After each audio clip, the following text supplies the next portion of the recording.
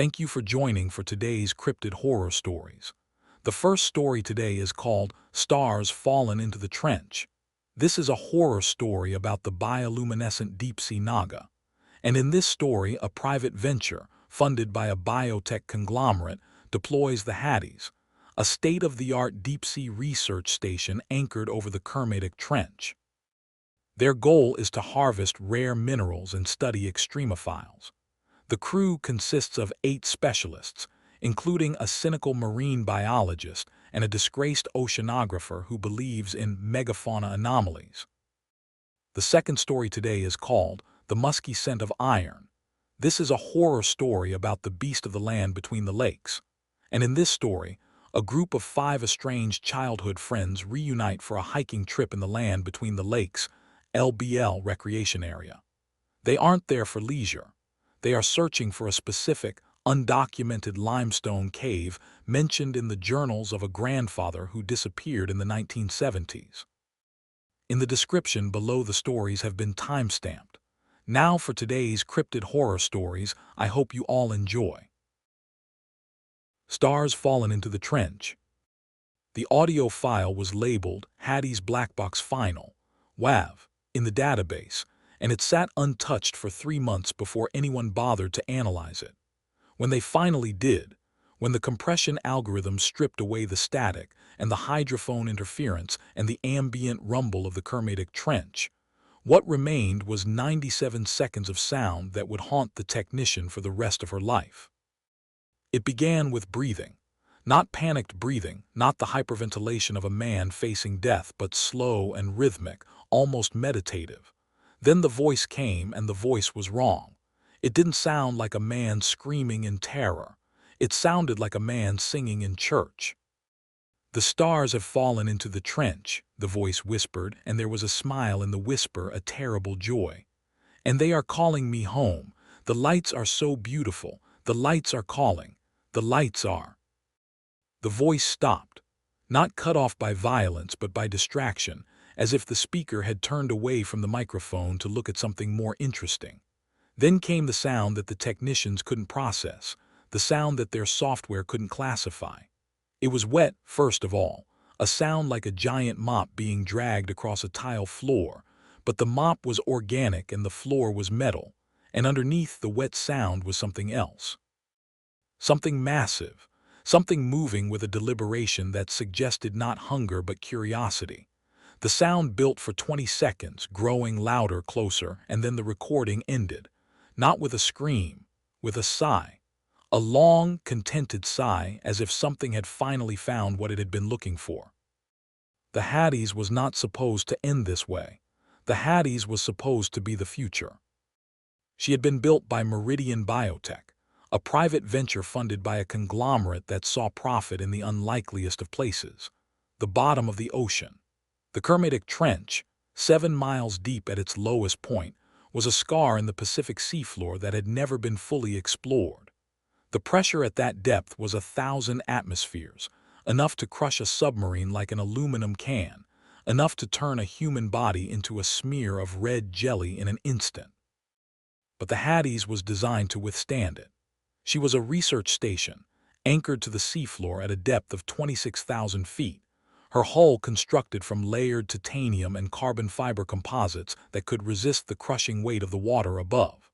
She was a miracle of engineering, a self-sustaining habitat that could support 8 human beings indefinitely, powered by a compact nuclear reactor, and supplied with oxygen from electrolysis and food from hydroponic gardens. The crew had been chosen with the same care that had gone into the station's construction. There was Dr. Daniel Voss, the oceanographer, a man who had spent his career studying deep-sea ecosystems and who had published 3 papers on the theoretical existence of megafauna anomalies in the Hadal Zone. There was Dr. Sarah Chen, the marine biologist, a cynic who believed in data and nothing else, who had joined the expedition to prove Daniel wrong. There was Captain Marcus Webb, the station commander, a former Navy submariner who had spent 15 years driving nuclear submarines through waters just as dark and just as cold. There was engineer Tamaz Reyes, a quiet man who spoke mostly to the machinery he maintained. There was Dr. Priya Naidu, the medical officer, whose job was to keep the crew alive and sane in an environment designed to drive them mad. There was Communications Officer James Holt, who handled the surface link and who spent his free time recording the sounds of the deep. There was Dr. Yuki Tanaka, the mineralogist, whose expertise in rare earth elements was the reason Meridian had funded the expedition in the first place. And there was engineer David Kowalski, the youngest of the group, a 26-year-old who had begged for a spot on the crew and who had been granted it because of his uncanny ability to coax life from broken machinery. They had been at the bottom for 47 days when the first anomaly appeared.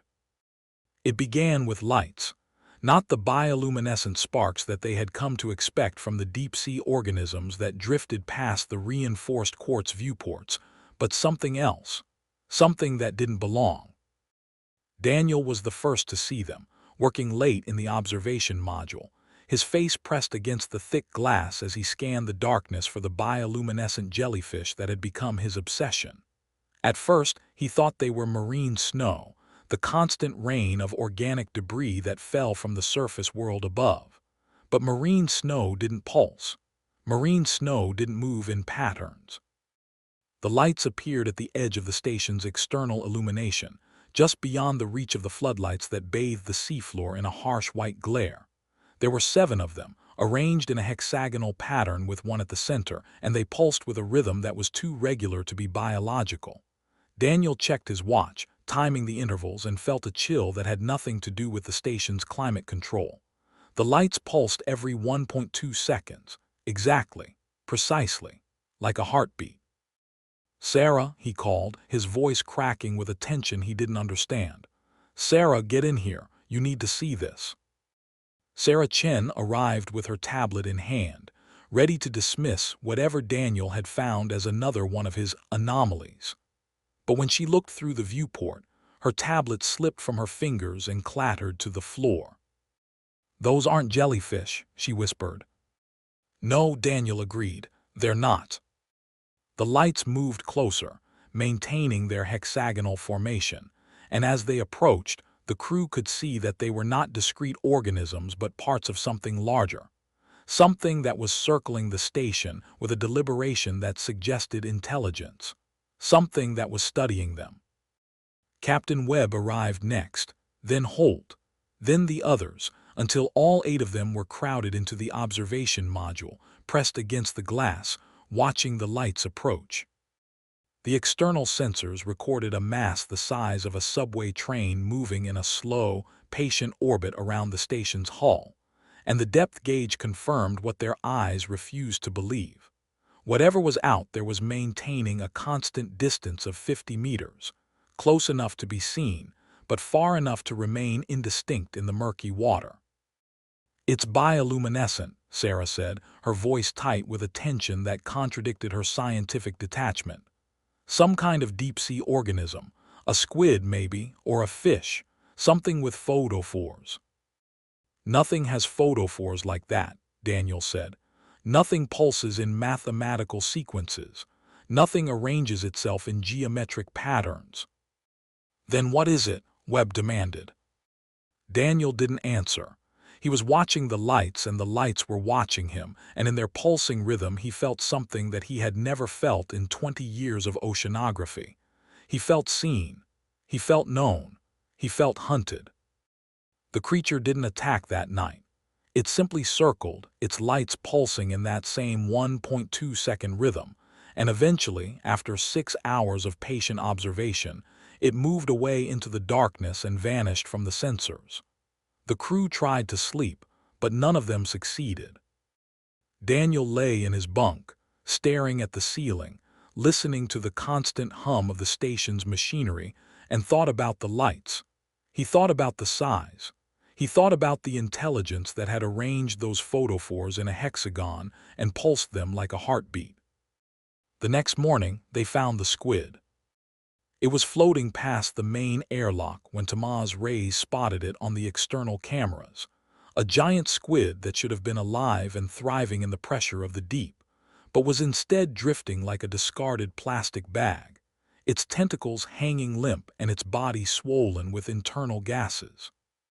Sarah suited up in the emergency dive rig, a heavy pressurized suit that allowed for brief external excursions, and went out to retrieve it. She was gone for 20 minutes, and when she returned, her face was gray behind the suit's faceplate. "It's dead," she said, her voice flat and strange, "but not from natural causes." They examined the squid in the lab, laying its massive body out on the dissection table like a crime scene. Sarah worked in silence, her scalpel moving with mechanical precision, and as she peeled back the mantle, she found what she was looking for. A hole. A single, precise hole, no larger than a pencil eraser, drilled through the skull and into the brain cavity. The edges of the hole were smooth, not ragged, as if made by something that understood anatomy and had the tools to access it. "The nervous system is gone," Sarah said, her voice barely audible. "Not eaten, extracted, surgically removed through this hole. Something drilled into its brain and pulled out its entire neural network." "What could do that?" Yuki asked. "I don't know," Sarah said, "but whatever it is, it's out there, and it knows we're here." The second anomaly appeared 3 days later. This time it wasn't lights, it was sound. Daniel was in the observation module when he heard it, a low-frequency vibration that seemed to come from everywhere and nowhere at once. It wasn't the station's machinery. He knew every hum and rattle of the Hadis after 47 days, and this was different. It was organic, it was alive, and it was coming from outside. He pressed his face against the viewport and saw nothing but darkness. The floodlights illuminated a cone of seafloor, bare rock and sediment, but beyond that cone was nothing. Absolute black. The kind of black that seemed to have weight and texture, the kind of black that pressed against the glass like a physical force. The vibration continued, rising in frequency until it was no longer felt in his chest but heard in his ears.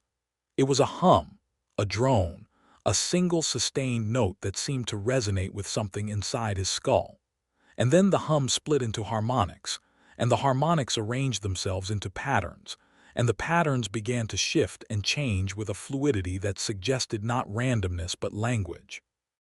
"Captain," Daniel said into his comm unit, his voice shaking.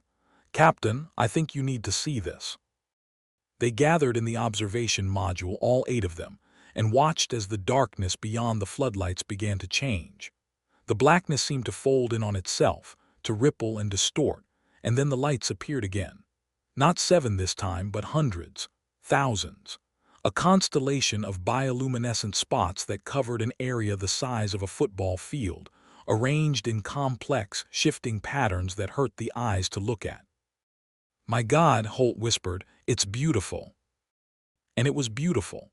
The patterns shifted and swirled like auroras, like fireworks, like the surface of a sun seen through a telescope.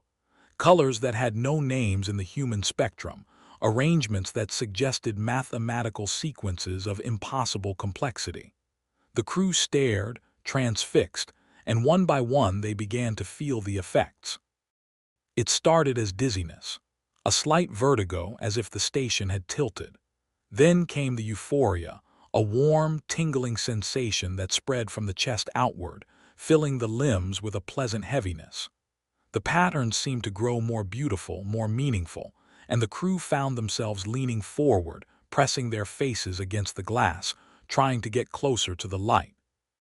"It's the vertigo," Daniel managed to say, though his voice sounded distant, as if coming from the other end of a long tunnel. "Abyssal vertigo. The patterns are matching our neural frequencies. They're bypassing our conscious minds." "What does that mean?" Webb asked, but his voice was slurred, dreamy, and his eyes were fixed on the lights with an expression of worshipful adoration. "It means we're being hypnotized," Daniel said. "It means something out there is reprogramming our brains." He forced himself to look away from the viewport, to stare at the floor, to concentrate on the cold metal beneath his feet. The vertigo lessened slightly, and he grabbed Sarah's arm, shaking her. "Don't look at it. None of you look at it. But they were already looking. They were already lost. Tamaz was the first to move. He stood up from where he had been sitting, his movements slow and deliberate, and walked toward the moon pool chamber. The moon pool was the station's open water access point, a cylindrical chamber filled with seawater that allowed divers to enter and exit without depressurizing the entire station. It was normally sealed with a pressure hatch, and the hatch was normally locked. But Tamaz was unlocking it. "Tamaz," Webb screamed, his voice cutting through the euphoric haze. "Tamaz, what are you doing?" Tamaz turned and smiled, and the smile was the most terrifying thing any of them had ever seen. It was a smile of complete peace, of absolute contentment, of a man who had found his purpose and was ready to fulfill it. "The stars have fallen into the trench," Tamaz said, his voice dreamy and distant, "and they are calling me home. The lights are so beautiful. The lights are calling. The lights are." He opened the hatch. The water didn't rush in. The station's pressure equalization systems prevented that. But Tamaz stepped forward into the pool and sank beneath the surface without a splash. The others watched, paralyzed by the vertigo and the lights and the terrible beauty of what was happening, as Tamaz drifted downward, his body silhouetted against the station's external lights, his arms spread wide as if embracing the darkness. And then the creature rose to meet him. They saw it for the first time in the light of the station's floods, and the sight of it drove the vertigo from their minds in an instant, replaced by a terror so pure that it felt like a physical blow. The creature was massive, a serpentine body coiling through the water with a grace that seemed impossible for something so large. Its skin was translucent, revealing glowing internal organs that pulsed with the same rhythm as the lights, and along its back ran a crest of bioluminescent filaments that shimmered and shifted in patterns that matched the hypnotic display. The crest rose above Tamaz's drifting body, wrapping around him like a shimmering veil, and for a moment the engineer was visible, his face still wearing that terrible smile, his eyes open and staring at the lights with an expression of rapturous devotion. Then the creature pulled him down, and the lights went out, and the darkness returned. They found Tamaz's body 3 hours later, or what remained of it. It was caught in the station's intake filter, and when they pulled it out, they saw that the same hole that had been drilled into the squid's skull had been drilled into Tamaz's. The nervous system was gone, extracted, removed with surgical precision through a hole no larger than a pencil eraser. "It's not just a predator," Sarah said, her voice hollow. "It's a parasite. It uses the lights to hypnotize its prey, then it extracts their nervous systems. It doesn't eat the bodies. It eats the electrical signals. It eats the thoughts." "That's insane," Webb said. "That's not biology, that's not anything." "It's biology we don't understand," Daniel said. "But it's biology, and it's hunting us." The siege began that night. The creature, or creatures, for they began to suspect there was more than one, started a systematic campaign against the station. It didn't attack the hull directly. The Hadis was too strong for that. Instead, it attacked their minds. The lights appeared at random intervals, projected against the viewports in patterns that induced the vertigo even when the crew wasn't looking directly at them. The patterns reflected off the metal walls, off the polished surfaces, off the water in the moon pool, until it seemed like the entire station was bathed in a shifting, hypnotic glow. The crew began to suffer from nightmares, from hallucinations, from a creeping paranoia that made them turn on each other. David was the first to break. He claimed he could hear the creature speaking to him through the station's ventilation system, whispering promises of beauty and peace if he would only open the airlock and let it in. He tried to sabotage the reactor, to flood the station with radiation, and Webb had to lock him in the medical bay, where Priya sedated him with the last of their tranquilizers. Then the power cuts began. The creature seemed to understand the station's systems, seemed to know which circuits controlled which sectors, and it cut the power with a precision that suggested not instinct but intelligence. The crew would be working in the lab when the lights went out, leaving them in absolute darkness until they could find their way to the emergency panels. or they would be sleeping in their bunks when the heating failed, the temperature dropping until their breath fogged the air and their fingers went numb. It's hurting us, Daniel realized. It's cutting the power to specific sectors to force us to move through the station. It's studying our patterns, learning our routines. Why, Yuki demanded, why not just kill us? Because it doesn't want us dead, Daniel said. It wants us converted, it wants our nervous systems, and it won't stop until it gets them.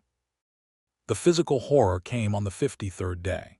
The creature had been circling the station for 6 days, its lights occasionally flaring against the viewports, its presence recorded by the external sensors but never fully seen.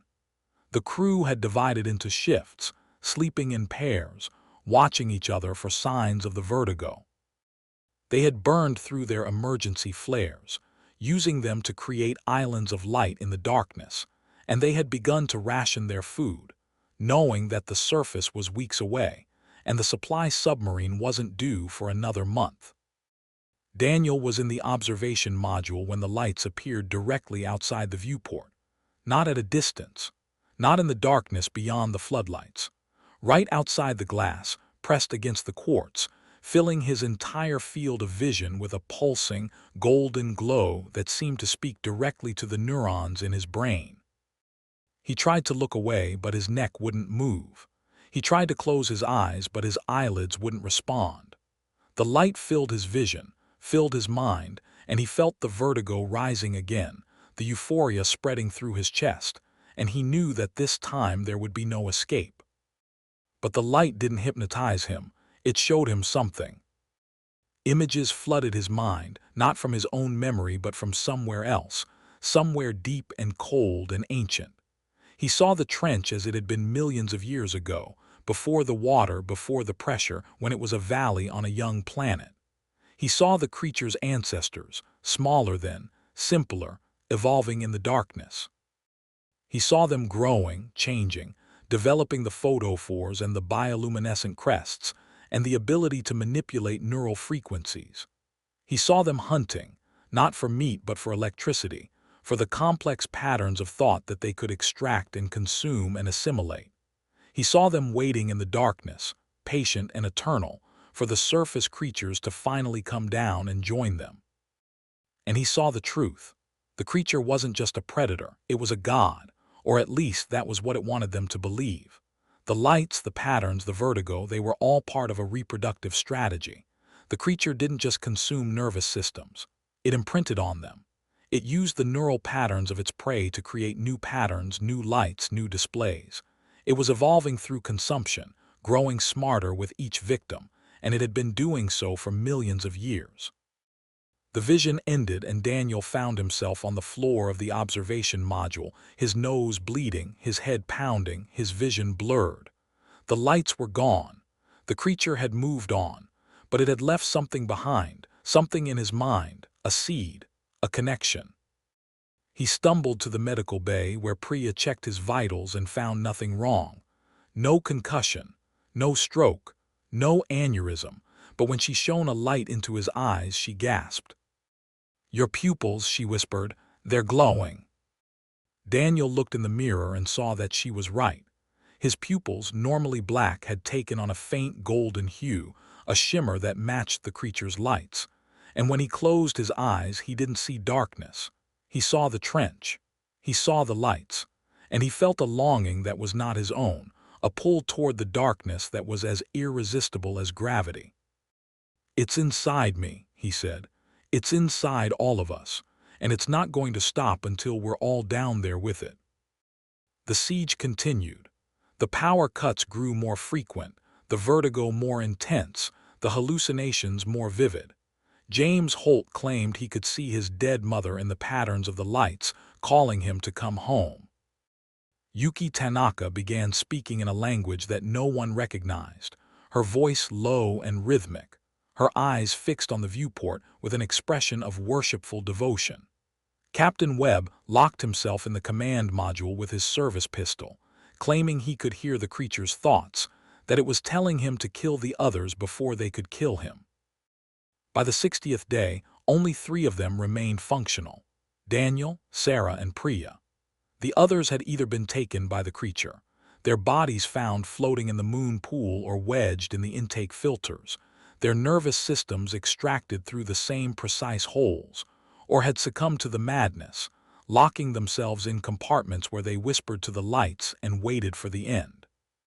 "We need to destroy it," Sarah said. She was holding a wrench in one hand and a flare in the other, her eyes wild with exhaustion and fear. "We need to kill it before it kills us." "We can't kill it," Daniel said. "It's been alive for millions of years. It's survived every extinction event, every climate change, every disaster that the planet has thrown at it. We can't kill something that old, but we can distract it." "How?"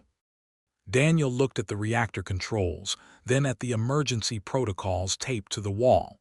"The thermal overload," he said. "If we trigger a controlled meltdown, we can create a burst of heat and light that will overwhelm its photophores, blind it, confuse it, give us time to get to the escape pod." "A meltdown will destroy the station," Priya said. "The station is already destroyed," Daniel replied. "We're just the last ones to admit it." They worked through the night, overriding safety protocols, rerouting coolant lines, preparing the reactor for a thermal spike that would turn the Hadis into a miniature sun at the bottom of the ocean.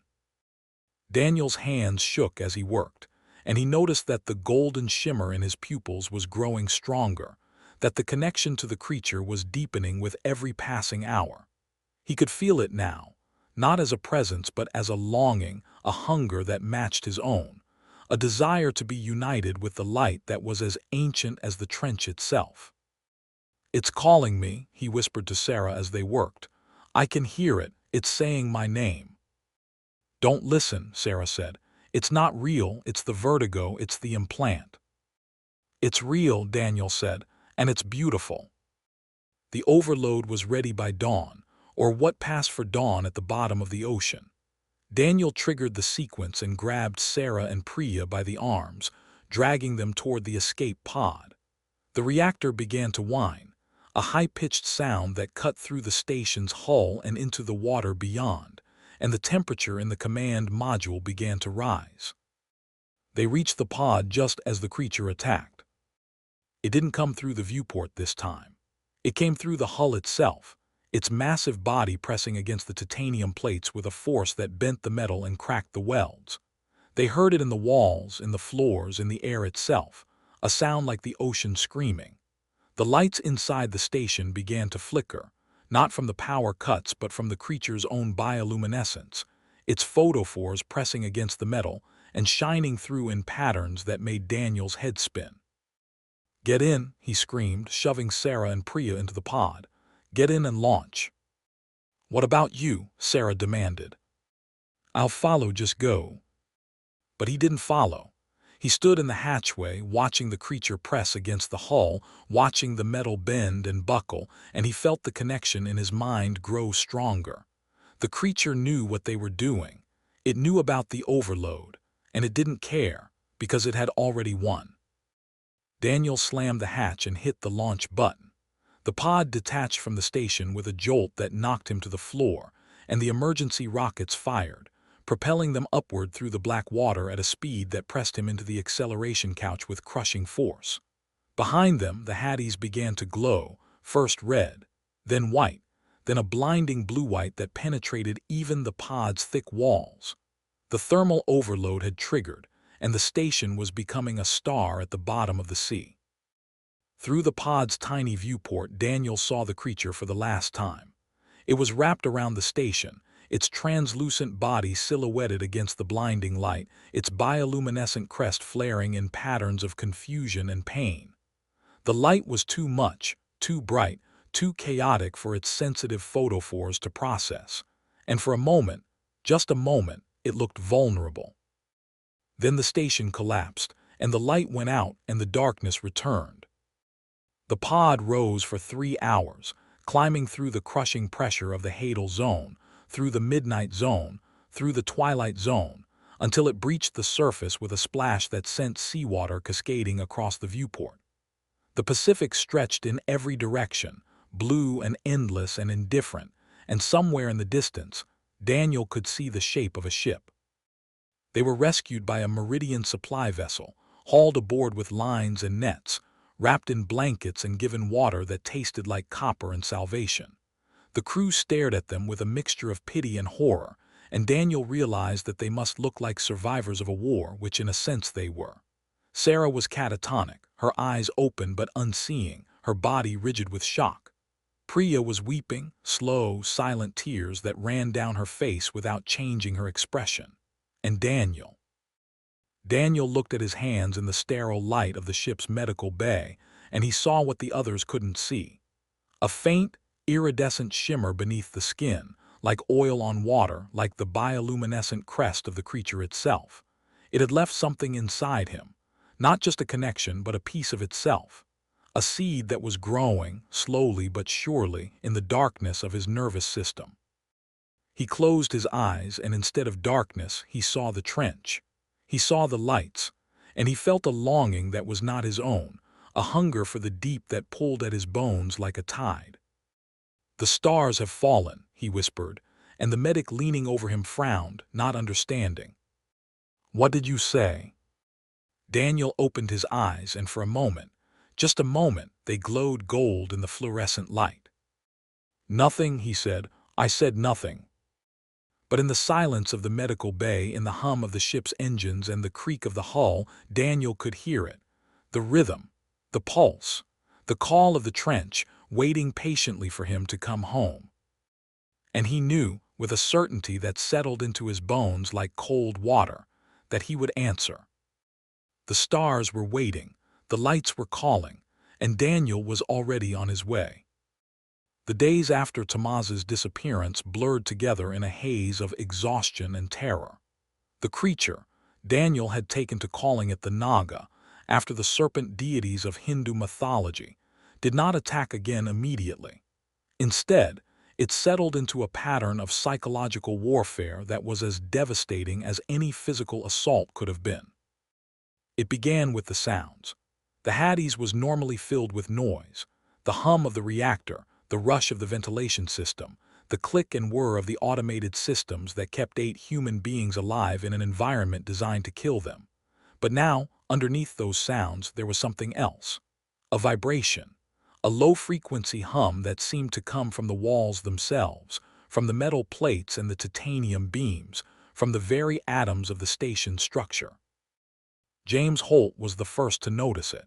He had spent his career listening to the sounds of the ocean, first as a Navy sonar technician, and then as a communications officer on deep-sea research stations, and his ears were attuned to frequencies that most people couldn't detect.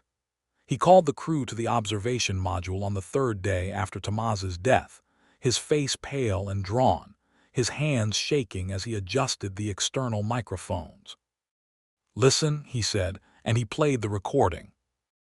It was faint, buried under the ambient noise of the station, but when he filtered it, when he stripped away the machinery and the water and the distant rumble of geological activity, the sound emerged with terrible clarity.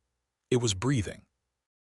Not human breathing, but something deeper, slower, each inhalation lasting 10 seconds, each exhalation accompanied by a sound like wet leather being dragged across metal.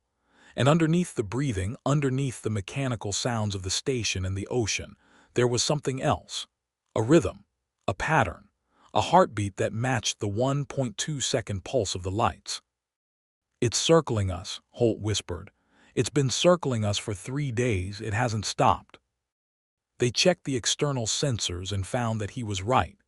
The mass that had been recorded on the first day was still there, maintaining its orbit around the station at a distance of 50 meters. But now there were other masses, smaller ones, moving in patterns that suggested not randomness but coordination. A family, a pack, a hunting party. "How many?" Webb asked, his voice tight. "At least 5, Holt said, "maybe more. The sensors can't distinguish them clearly at this range, but they're out there, and they're learning." The learning became apparent over the next 48 hours. The creature, or creatures, began to exploit the station's weaknesses with a precision that suggested not instinct but intelligence. They cut the power to specific sectors, always at night, always when the crew was sleeping, forcing them to stumble through the darkness with handheld emergency lights that cast shadows that seemed to move on their own. They interfered with the communications array, introducing static and distortion into the surface link that made it impossible to call for help. And they used the moon pool. The moon pool became the focus of their terror. It was supposed to be sealed, supposed to be safe, supposed to be a controlled access point to the crushing darkness outside. But the Naga seemed to understand it. It would swim past the pool's entrance, its bioluminescent crest flaring in patterns that reflected off the water's surface and danced on the walls and ceiling of the chamber. The patterns were hypnotic, beautiful, terrible, and more than once a crew member found themselves standing at the pool's edge, staring down into the black water, with no memory of how they had gotten there. David was the first to be caught. Priya found him on the 5th night after Tamaz's death, standing ankle-deep in the moon pool, his eyes wide and vacant, his lips moving in a silent conversation with something beneath the surface.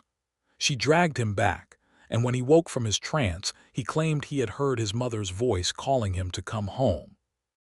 "She's been dead for 10 years, he said, his voice shaking. "But I heard her. She was down there. She was waiting for me." The vertigo was getting worse. Sarah had developed a theory, based on the data she had collected from the first encounter, that the Naga's photophores emitted light at frequencies that matched the human brain's alpha and theta waves. The patterns weren't just beautiful. They were a form of neural programming, a way of bypassing the conscious mind and speaking directly to the subconscious. And the more the crew was exposed to the patterns, the more susceptible they became. "It's like a virus," Sarah explained during one of the rare periods when they were all gathered in the command module, sharing food and trying to maintain some semblance of normalcy. "Each exposure weakens our resistance. The first time we could look away. The second time it was harder. The third time some of us couldn't look away at all. Eventually, the patterns will be strong enough to override our conscious control completely. And then?" "And then what?" Yuki asked. "And then we walk into the water like Tamaz did," Sarah said. "Willingly, happily, because the Naga will have convinced us that the water is where we belong." The physical horror came on the 8th day. Webb had ordered a lockdown of the moon pool, welding a secondary hatch over the entrance and posting a guard rotation to ensure that no one approached it alone. But the Naga didn't need the moon pool. It had found another way in. It came through the ventilation system. Daniel was asleep in his bunk when he heard the sound, a wet, slithering noise that seemed to come from the air ducts above his head. He sat up, his heart pounding, and reached for the emergency light on his bedside table. The beam caught something moving in the vent grate, something that glistened and pulsed with a faint golden light. He screamed, and the scream woke the others, and by the time Cole arrived with a wrench and pried open the grate, the thing was gone. But it had left something behind, a residue, a translucent slime that coated the inside of the duct and glowed with a faint bioluminescence. Sarah collected a sample and examined it under the microscope, and what she saw made her drop the slide and step back from the table. "It's neural tissue," she whispered. "The slime is made of neurons, billions of them. They're still firing, still active, still thinking." "That's impossible," Webb said. "Neural tissue can't survive outside a body." "Human neural tissue can't," Sarah corrected. "But this isn't human. This is something else. Something that can exist as a colony organism, a distributed nervous system that doesn't need a body to survive. The Naga isn't just the creature outside, it's this. It's the slime. It's the patterns, it's everything." The realization spread through the crew like a contagion. They weren't just trapped with a predator. They were trapped with an organism that could infiltrate their environment, that could seep through the smallest cracks, that could exist in the air they breathed and the water they drank. The Hadis was no longer a fortress. It was a body, and the Naga was infecting it cell by cell. The madness accelerated. James Holt began spending all his time in the communications room, listening to the static, claiming he could hear messages in the noise. Yuki Tanaka started collecting samples of the slime, storing them in jars and talking to them, her voice low and intimate, as if they were pets. Captain Webb grew paranoid, accusing the others of conspiring against him, of working with the creature to sacrifice him to its hunger. And David broke completely. They found him on the 12th night, standing in the observation module, his face pressed against the viewport, his eyes wide and unblinking. The Naga was outside, its massive form visible in the station's floodlights for the first time in its entirety, and David was singing to it. A lullaby, his mother's lullaby. "David," Priya said softly, approaching him from behind. "David, come away from the window." He turned, and his eyes were wrong. They were golden, not the amber of the Naga's eyes, but a pale, luminous gold that seemed to glow from within, as if the patterns had finally overwritten his neural code and replaced it with something else. "It's beautiful," David said, and he smiled. "Can't you see how beautiful it is? It's showing me the stars that fell into the trench. They're calling us home, Priya, all of us." He moved faster than anyone expected. He was across the room in 2 strides, his hands closing around Priya's throat, his strength fueled by a madness that seemed to come from somewhere outside himself. Webb and Daniel dragged him off her, and they locked him in the medical bay, where he sat on the bed and sang to the walls in a language that no one recognized. Priya's neck was bruised but not broken, and she retreated to the command module to treat herself.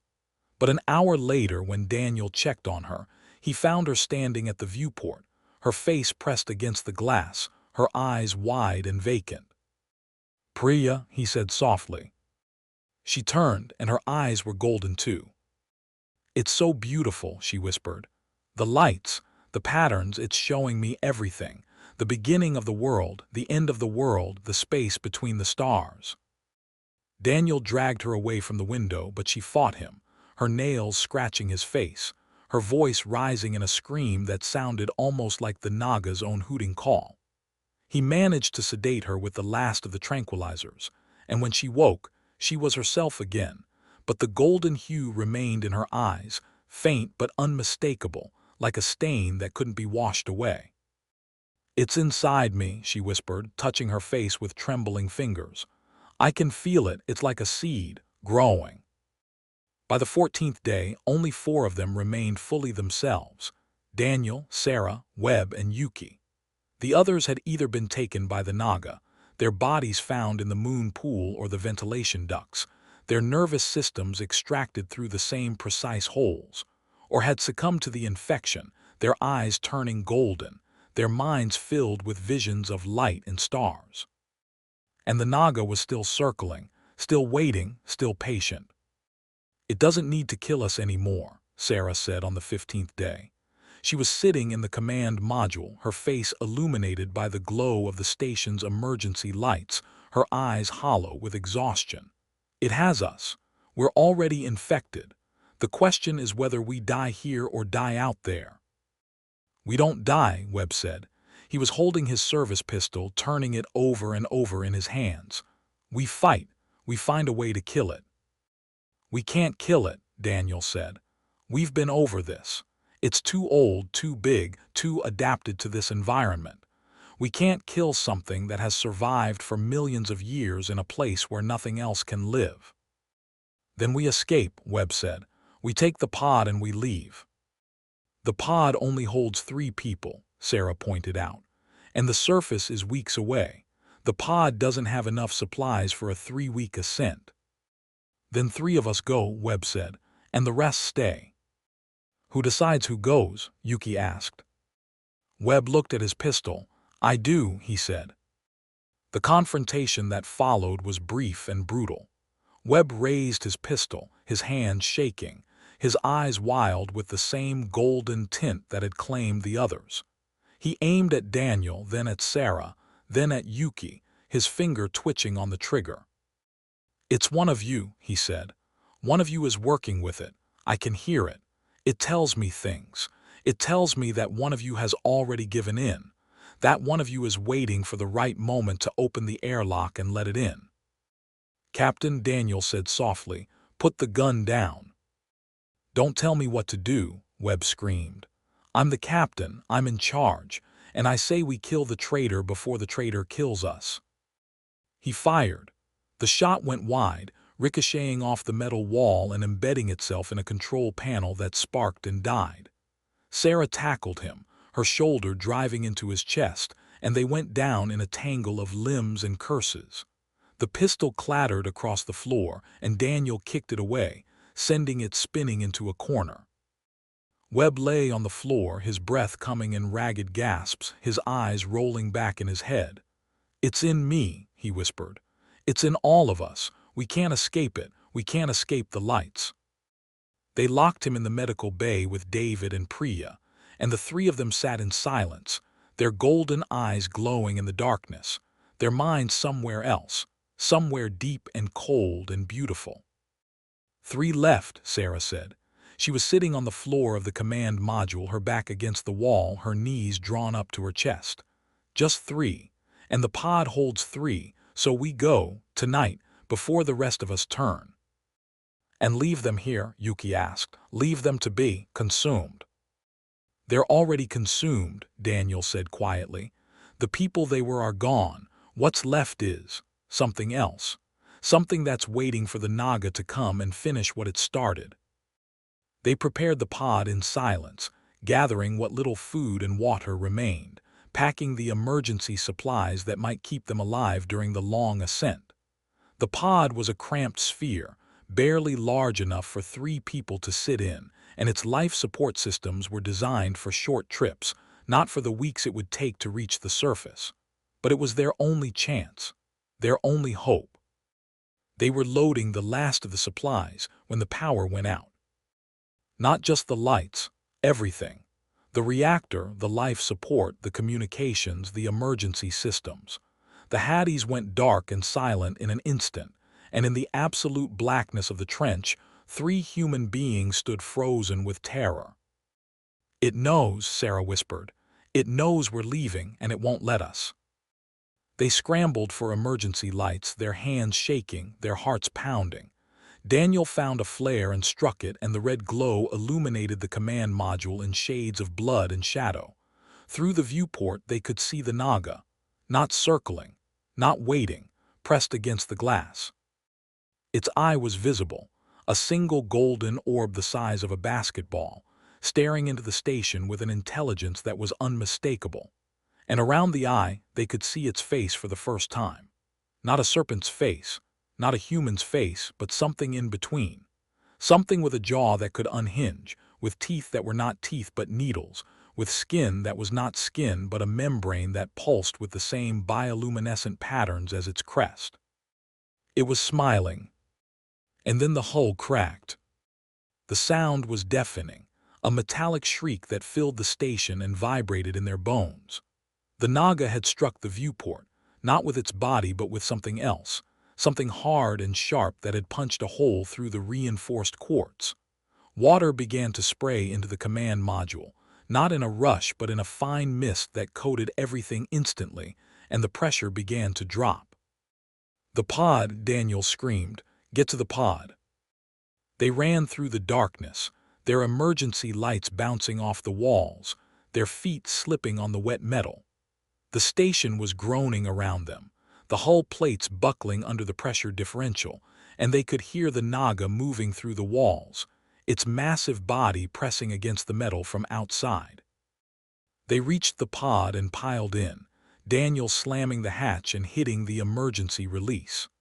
The pod detached from the station with a jolt that knocked them all to the floor, and the ascent rockets fired, propelling them upward through the black water. But the Naga followed. They saw it through the pod's tiny viewport, its serpentine body coiling through the water behind them, its bioluminescent crest flaring in patterns of rage and hunger. It was faster than the pod, more maneuverable, and it closed the distance with terrifying speed. "It's going to catch us," Yuki whispered. "We're not going to make it." "Yes, we are," Daniel said. He was looking at the pod's control panel, at the emergency systems, at the one option that remained. "Because we're not running anymore. We're fighting." He reached for the controls and triggered the pod's emergency beacon. Not a distress signal. A light. A brilliant, blinding white light that filled the water around them with a radiance that rivaled the surface sun. The Naga flinched. Its photophores, sensitive to any light after millions of years in darkness, were overwhelmed by the intensity. It twisted away, its body convulsing, and for a moment it was disoriented, confused, blinded. And in that moment, the pod surged upward, leaving the creature behind, climbing toward the surface and the light and the world above. They didn't see the Hadis implode. They didn't see the Naga recover and circle the wreckage, searching for survivors. They didn't see the golden eyes watching them from the darkness, patient and eternal, waiting for the next ship, the next crew, the next souls foolish enough to descend into the trench. They only saw the surface, the blue water giving way to lighter shades, then to green, then to the brilliant white of the Pacific sun. They broke through with a splash that sent water cascading across the viewport, and they floated there, gasping, weeping, laughing with a hysteria born of relief and horror and the terrible knowledge of what they had left behind. The Meridian supply ship found them 6 hours later, hauled them aboard with lines and nets, wrapped them in blankets and gave them water that tasted like copper and salvation. Yuki was unconscious, her body ravaged by the pressure changes and the infection that was already spreading through her nervous system. Sarah was catatonic, her eyes open but unseeing, her body rigid with shock. And Daniel. Daniel looked at his hands in the sterile light of the ship's medical bay, and he saw what the others couldn't see. The golden shimmer was stronger now, visible even in daylight, pulsing in time with a heartbeat that was not his own. He closed his eyes and the trench was waiting for him. The lights were calling, and he knew, with a certainty that settled into his bones like cold water, that he would answer. The stars had fallen, the Naga was patient, and Daniel was already on his way home. The surface world was too bright. That was Daniel's first thought as they hauled him onto the deck of the Meridian supply ship, his eyes squeezed shut against the Pacific sun that seemed to bore into his skull like a drill. He had spent 63 days in a world of eternal darkness, where the only light came from bioluminescent creatures and the harsh glare of floodlights, and his pupils had dilated to drink in every photon. Now the sun was an assault, a physical force that made his head pound and his stomach churn. They carried him below decks, past crew members who stared with wide eyes and pale faces, past medical personnel who spoke in urgent whispers about decompression sickness and psychological trauma and quarantine protocols. They stripped off his clothes, which were stiff with salt and sweat and something else, something that smelled like the trench itself, like pressure and darkness and ancient water. They hosed him down with warm water that felt scalding against his skin, and when they were done, they wrapped him in blankets and left him in a small cabin with a porthole that showed only sky. Sarah and Yuki were in the infirmary. Sarah had not spoken since the rescue, her eyes fixed on some point in the middle distance, her body rigid and unresponsive. The ship's doctor diagnosed her with catatonic shock and administered sedatives that did nothing to loosen the tension in her limbs. Yuki was worse. She had developed a fever within hours of surfacing, her skin burning to the touch, her veins standing out in dark lines beneath her flesh. The doctor drew blood and found something impossible. Her hemoglobin had been replaced by a copper-based compound that glowed faintly blue under ultraviolet light.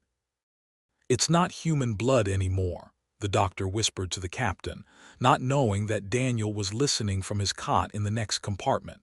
"It's been changed, altered. Whatever was down there, it got inside her and rewrote her biology." Daniel looked at his own hands, at the faint golden shimmer that pulsed beneath his skin in time with his heartbeat. He knew what the doctor would find if he drew his blood. The same alteration, The same infection. The same seed that had been planted in the trench and was now growing, cell by cell, toward some terrible fruition.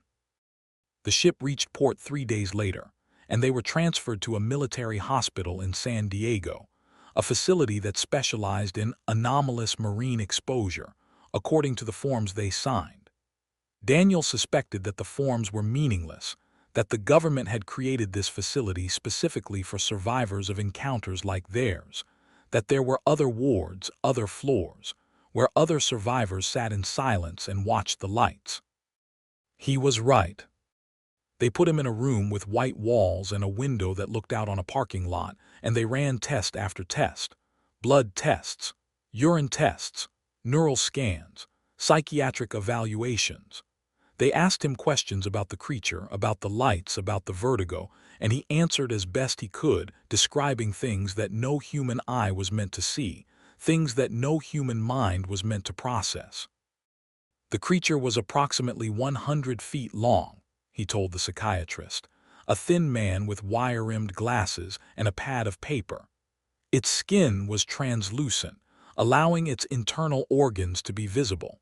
These organs glowed with a bioluminescence that pulsed in patterns matching the creature's external photophores.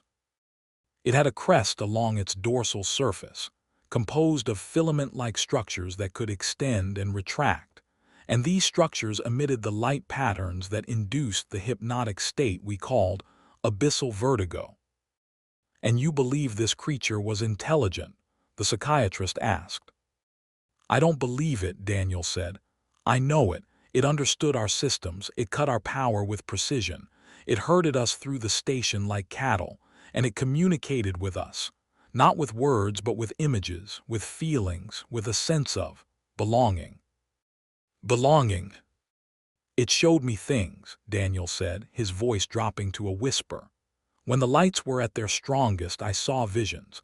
I saw the trench as it had been millions of years ago. I saw the creature's ancestors evolving in the darkness. I saw them developing the ability to manipulate neural frequencies, to extract nervous systems, to use the electrical patterns of thought as food. And I saw that they were lonely." The psychiatrist looked up from his pad. "Lonely."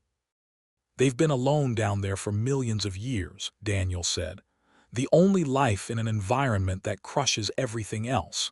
They developed intelligence not to hunt but to communicate. The lights, the patterns, the vertigo, they're not weapons. They're language. They're calling out into the darkness, hoping something will answer. And when something does, when we answered, they didn't want to kill us. They wanted to know us, to consume our thoughts and memories and add them to their own, to make us part of their community." The psychiatrist wrote something on his pad, and Daniel knew that he didn't believe a word of it. But that didn't matter. What mattered was the growing certainty in Daniel's own mind, the knowledge that the connection he had formed with the Naga in the observation module was still there, still active, still pulsing like a second heartbeat in his skull. The days in the hospital blurred together. They brought him food that tasted like ash, water that tasted like chemicals, and pills that were supposed to help him sleep, but only made the dreams more vivid. In the dreams, he was back in the trench, floating in the black water, surrounded by the Naga's lights. The creature was there, its massive body coiling around him like a protective embrace, its golden eye staring into his with an expression that might have been love or might have been hunger. "You are home," the creature said, though its mouth didn't move, the words forming directly in Daniel's mind. "You have always been home. The surface is the dream. The trench is the reality. Come back to us. Come back to the lights." He woke from these dreams sweating and gasping, his sheets soaked, his heart pounding, the golden shimmer in his eyes visible even in the darkness of his room. The nurses noticed. They whispered to each other when they thought he couldn't hear, and he caught fragments of their conversations. "Pupils are glowing. Not natural. Should notify the project director. Containment protocols." Containment. The word echoed in Daniel's mind with a terrible significance. They weren't treating him. They were studying him. They were waiting to see what the infection would do, how it would progress, what kind of creature he would become. Sarah died on the 14th day. Not from physical trauma, not from the pressure changes, but from something else. She simply stopped. The doctors found her in her room, sitting upright in her bed, her eyes open and staring, her body still warm but her mind gone. The autopsy revealed that her brain was empty. Not damaged, not destroyed, but emptied, as if something had sucked out all the electrical activity and left only the physical shell behind. Yuki lasted 2 days longer. Her fever broke, and for a brief period she seemed to recover, speaking in coherent sentences, eating solid food, even smiling at the nurses. But on the 16th day, she went to the bathroom and didn't come back. They found her in the bathtub, submerged in water that she had run herself, her body relaxed and peaceful, a smile on her face that was almost beatific. The note she left was written in a language that no one could identify, but Daniel recognized it. It was the same language David had sung in the medical bay, the language of the Naga. Daniel was alone, the last survivor of the Hadis, and the infection was progressing. He could feel it now, not as a foreign presence but as a part of himself. The golden shimmer had spread from his eyes to his skin, a faint iridescence that was visible only in certain lights but that grew stronger with each passing day. His temperature had dropped 2 degrees below normal, his metabolism slowing to match the cold-blooded rhythms of the deep. And his thoughts were changing. He no longer feared the darkness. He craved it. The fluorescent lights of the hospital were an assault, and he spent his days with the curtains drawn, sitting in shadow, waiting for night. When the sun set and the room grew dark, he felt a relief that bordered on euphoria, and in that darkness he could hear the call. It was faint at first, a whisper at the edge of his consciousness, but it grew stronger each night, and soon he could make out words. Not English words, not human words, but concepts that formed in his mind with terrible clarity. "The stars have fallen," the voice whispered, "and they are calling you home. The lights are beautiful. The lights are waiting. Come back to us. Come back to the trench." He knew what he had to do. The pod had been his escape, but it had also been his betrayal. He had left the Naga behind, had abandoned the connection they had formed, had rejected the gift of belonging. And now the gift was calling him back, pulling at his nerves like a tide, drawing him toward the one place where he could be complete. The hospital was on the coast, overlooking the Pacific, and Daniel's room was on the 3rd floor. The window didn't open, but the glass was old, brittle, and the frame was loose. He waited until the night shift was asleep, until the corridors were silent, until the only sound was the distant crash of waves on the shore. Then he wrapped his hand in a towel, broke the window, and climbed out onto the ledge. The Pacific stretched before him, black and endless under the moonless sky. The water was cold, he knew, cold enough to kill an ordinary man. But he was no longer ordinary. The infection had changed him, adapted him, prepared him for the environment that was now his true home.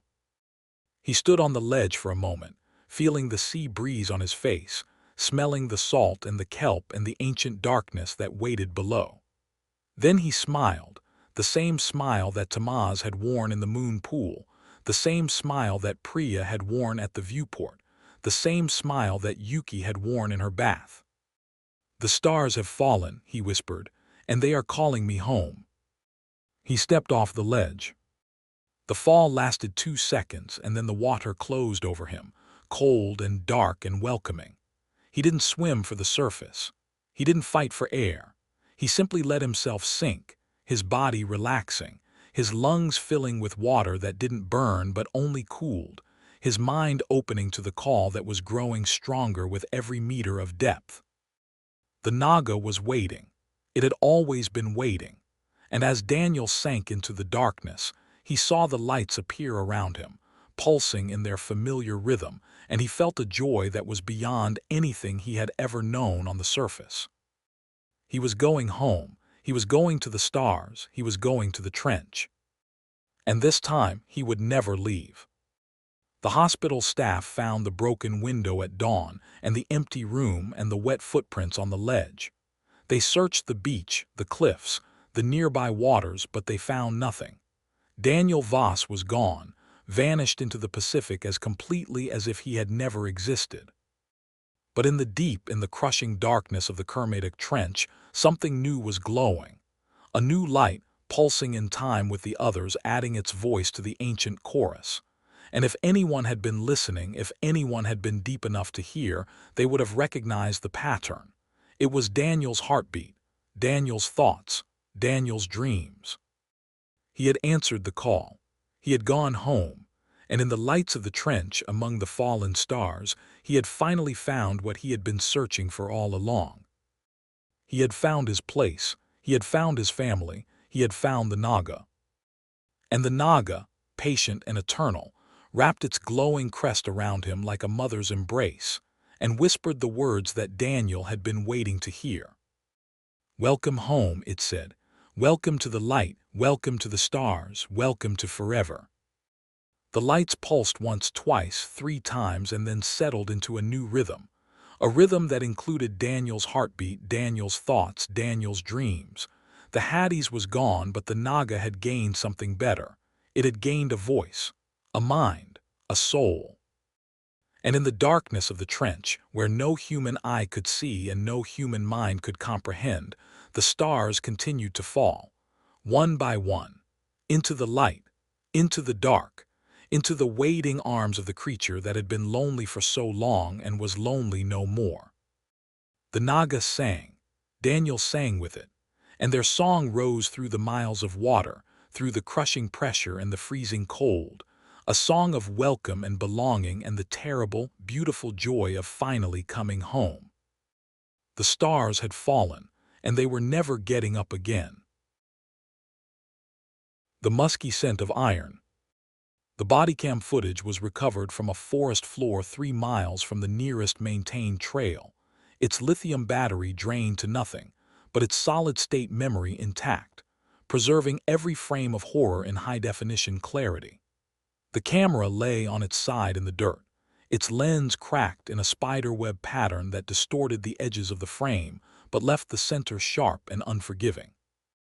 The strap had been torn from its mount with such violence that the nylon had shredded, suggesting the camera had been ripped from the wearer rather than simply dropped.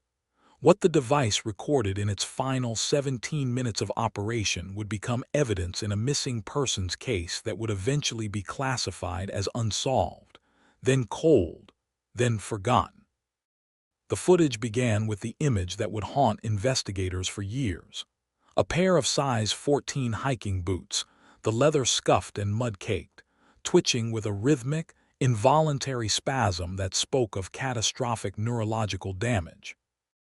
The boots were angled awkwardly, the left one pointing toward the canopy while the right was twisted nearly backward, and the legs rising from them were clad in khaki cargo pants that were soaked through with blood so dark it appeared black in the dim light filtering through the trees.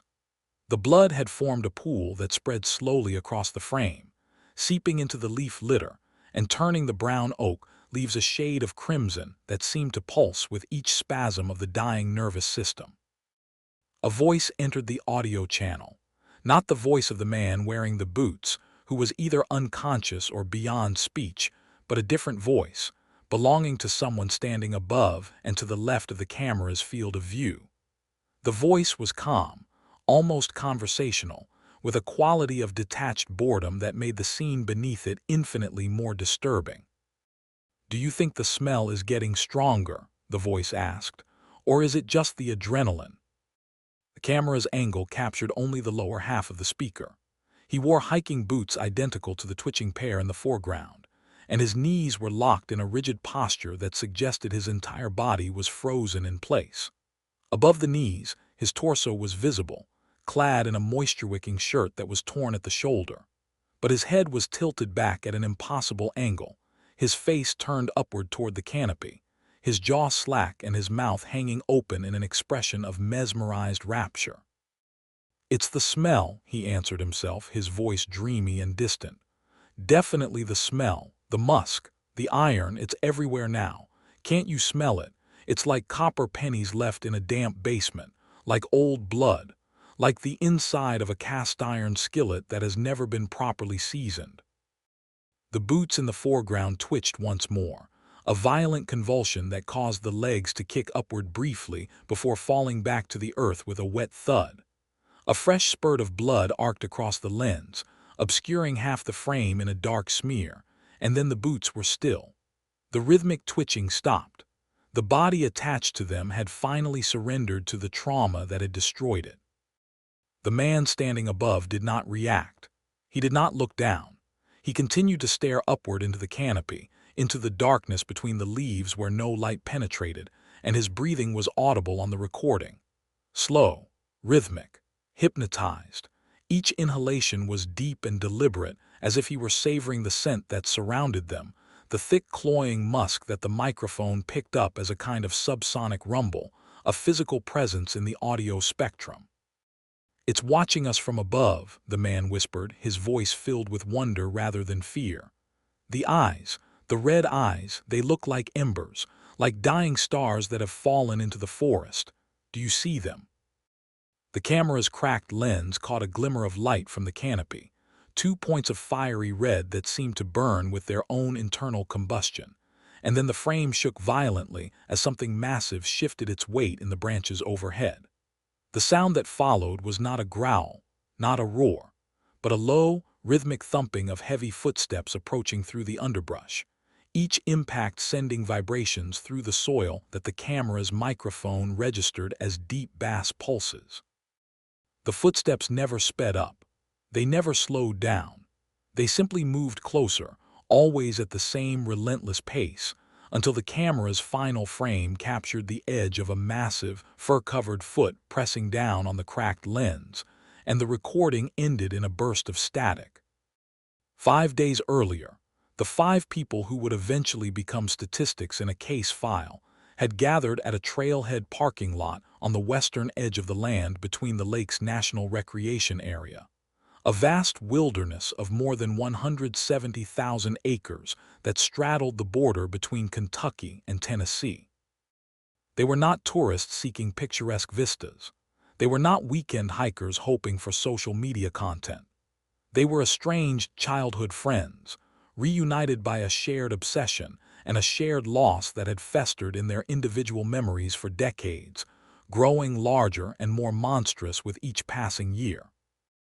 Elias Hart was the architect of the expedition, a 32-year-old wilderness survivalist who had spent the last 10 years guiding corporate retreats and hunting parties through the Appalachian Mountains. He was compact and muscular, built like a middleweight boxer, with a beard that reached his sternum and eyes that had seen too many strange things in the deep woods to dismiss the old stories as mere superstition. He had been the one to find the journals, discovered in a storage unit in Louisville after his grandmother's death, the ones that had belonged to his grandfather, Jeremiah Hart, a professional geologist who had vanished without a trace in the summer of 1978 while mapping an undocumented limestone formation in the LBL. Dr. Sarah Chen was the skeptic, a 30-year-old emergency medicine physician who had spent the last 8 years working the night shift at a Level 1 trauma center in Nashville, and who had agreed to the trip only because Elias had begged her with a desperation that reminded her of the boy she had known 20 years earlier, the boy who had cried at his grandfather's funeral and sworn that something in the woods had taken him. Sarah did not believe in monsters. She did not believe in cryptids. She believed in hypothermia and traumatic brain injury, and the 100 ways that a human body could fail when exposed to the elements. She believed, with a conviction that bordered on religious faith, that Jeremiah Hart had died of exposure after becoming disoriented in the woods, and that his journals were the fevered hallucinations of a dying mind dehydrated and deranged by starvation. Marcus Webb was the journalist, a 34-year-old investigative reporter who had covered political assassinations in foreign capitals and serial killers in the American heartland, and who had developed a taste for the macabre that Sarah found professionally disturbing and Elias found practically useful. Marcus had brought his police-issue body cam, his digital recorder with a 72-hour battery life, and 3 waterproof notebooks, and he had made it clear from the outset that he intended to document every moment of the expedition regardless of what they found, or failed to find, in the wilderness. Priya Naidu was the photographer, a 29-year-old freelance artist who specialized in landscape photography, and who had never in her life photographed anything more dangerous than a mountain lion from the safety of a vehicle at 100 yards. She was quiet, observant, and possessed of a patience that made her an ideal companion for long hikes through difficult terrain. What she had not told the others, what she had kept secret for 3 weeks before the trip, was that she had been experiencing nightmares. Nightmares about a forest that smelled of copper. Nightmares about something with red eyes watching from the darkness between the trees. Nightmares that had left her waking in a cold sweat, her heart hammering against her ribs, the scent of musk still lingering in her nostrils as if it had followed her from sleep into waking. And David Kowalski was the sacrifice. Not that anyone called him that, not in so many words, but they all understood his role in the narrative they were constructing. He was 26 years old, the younger brother of Elias' college roommate, and he had begged for a spot on the trip because he was bored with his desk job in Cincinnati, and because he wanted to write a book about cryptid hunting that would make him famous on the internet. He was enthusiastic, poorly prepared, and possessed of a fatal optimism that would prove to be his undoing. They had gathered at the trailhead at dawn, the August heat already building in the thick air, their packs loaded with enough supplies for 5 days in the backcountry. Elias had distributed topographic maps and satellite imagery, and he had marked a specific set of coordinates that he had extracted from the final entries in Jeremiah's journals. The coordinates led to an undocumented limestone cave, one that did not appear on any official map, one that Jeremiah had described in increasingly frantic handwriting as the den, and the place where the iron waits. Jeremiah had believed that something lived in that cave. Something that had lived there for generations, perhaps centuries. Something that the Shawnee people had spoken of in whispers, warning their children never to enter the deep woods after dark, never to follow the smell of wet dog and copper, never to look directly into the red eyes that glowed from the spaces between the trees. The Shawnee called it the Wea Atashi, Elias said, his voice low and serious as they shouldered their packs at the trailhead. The iron wolf. They said it was not an animal but a spirit of the forest that guarded the boundary between the world of the living and the world of the dead.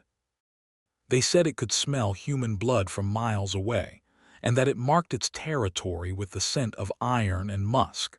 They said it was 7 feet tall when it stood upright, and that it could mimic the voices of the dead to lure the living into the darkness. "That's a lovely campfire story," Sarah said, adjusting the straps of her medical pack. "But I'm more concerned about Lyme disease, Rocky Mountain spotted fever, and dehydration than I am about iron wolves." "Lyme disease is real," Elias agreed. "So is dehydration, so is hypothermia even in August. And so is the thing that took my grandfather. I'm not asking you to believe in monsters, Sarah. I'm asking you to keep an open mind and your eyes open." "My mind is open," Sarah said.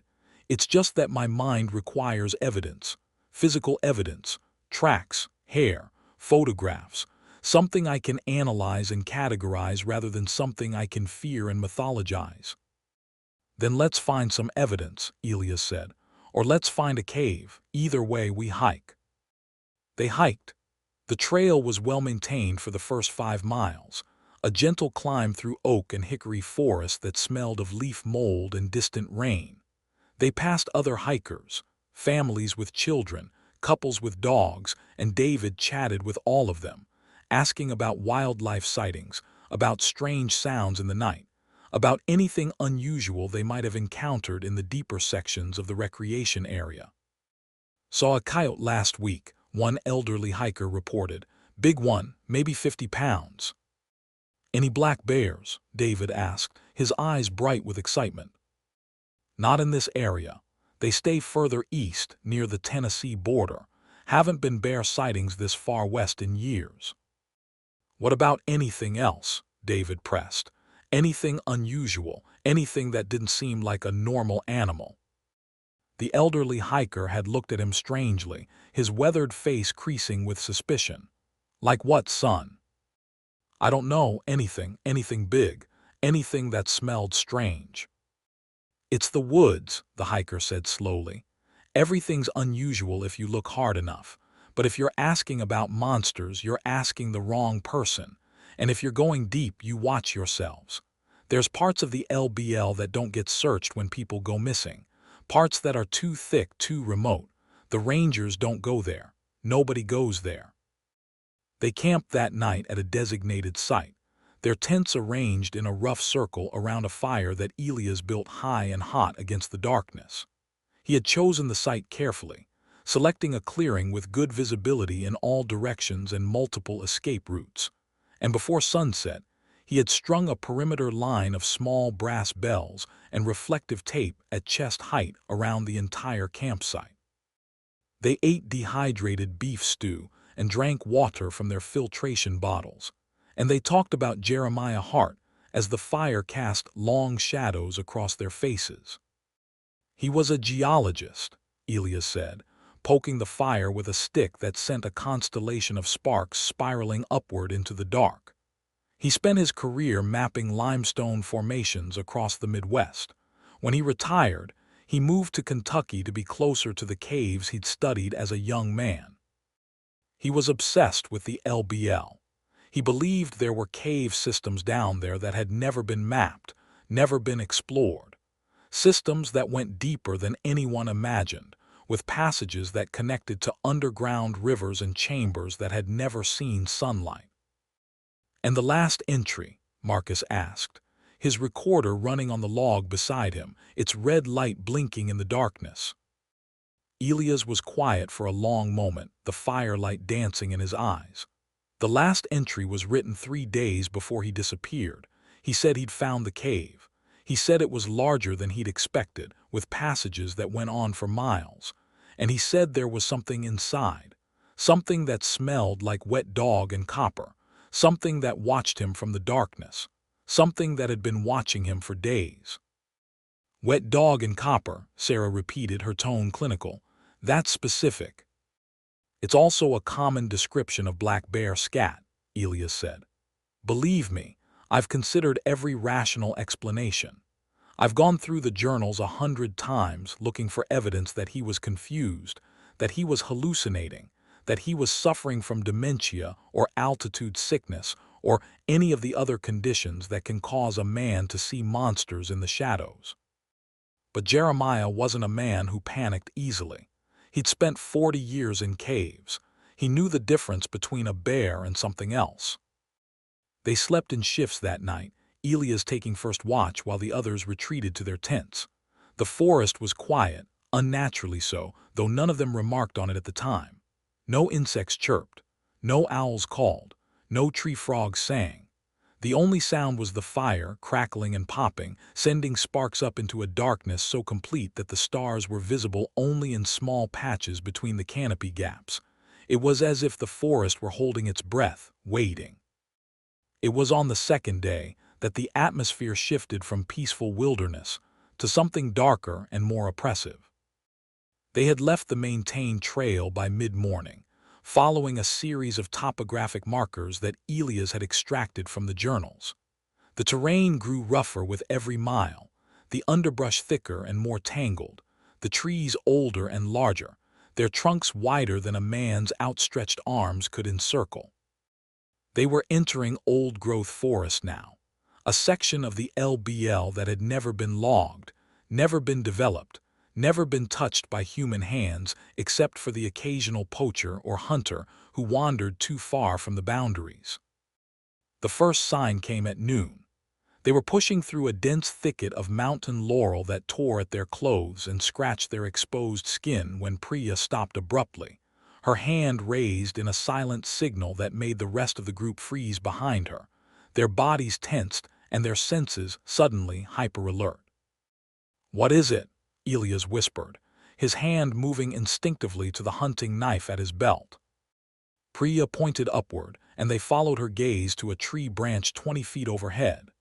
Hanging from the branch was a deer carcass, not draped over the limb as if dropped by a predator carrying its kill to safety, but suspended, tied with what looked like strips of rawhide or dried intestine, the body gutted with surgical precision and cleaned of meat.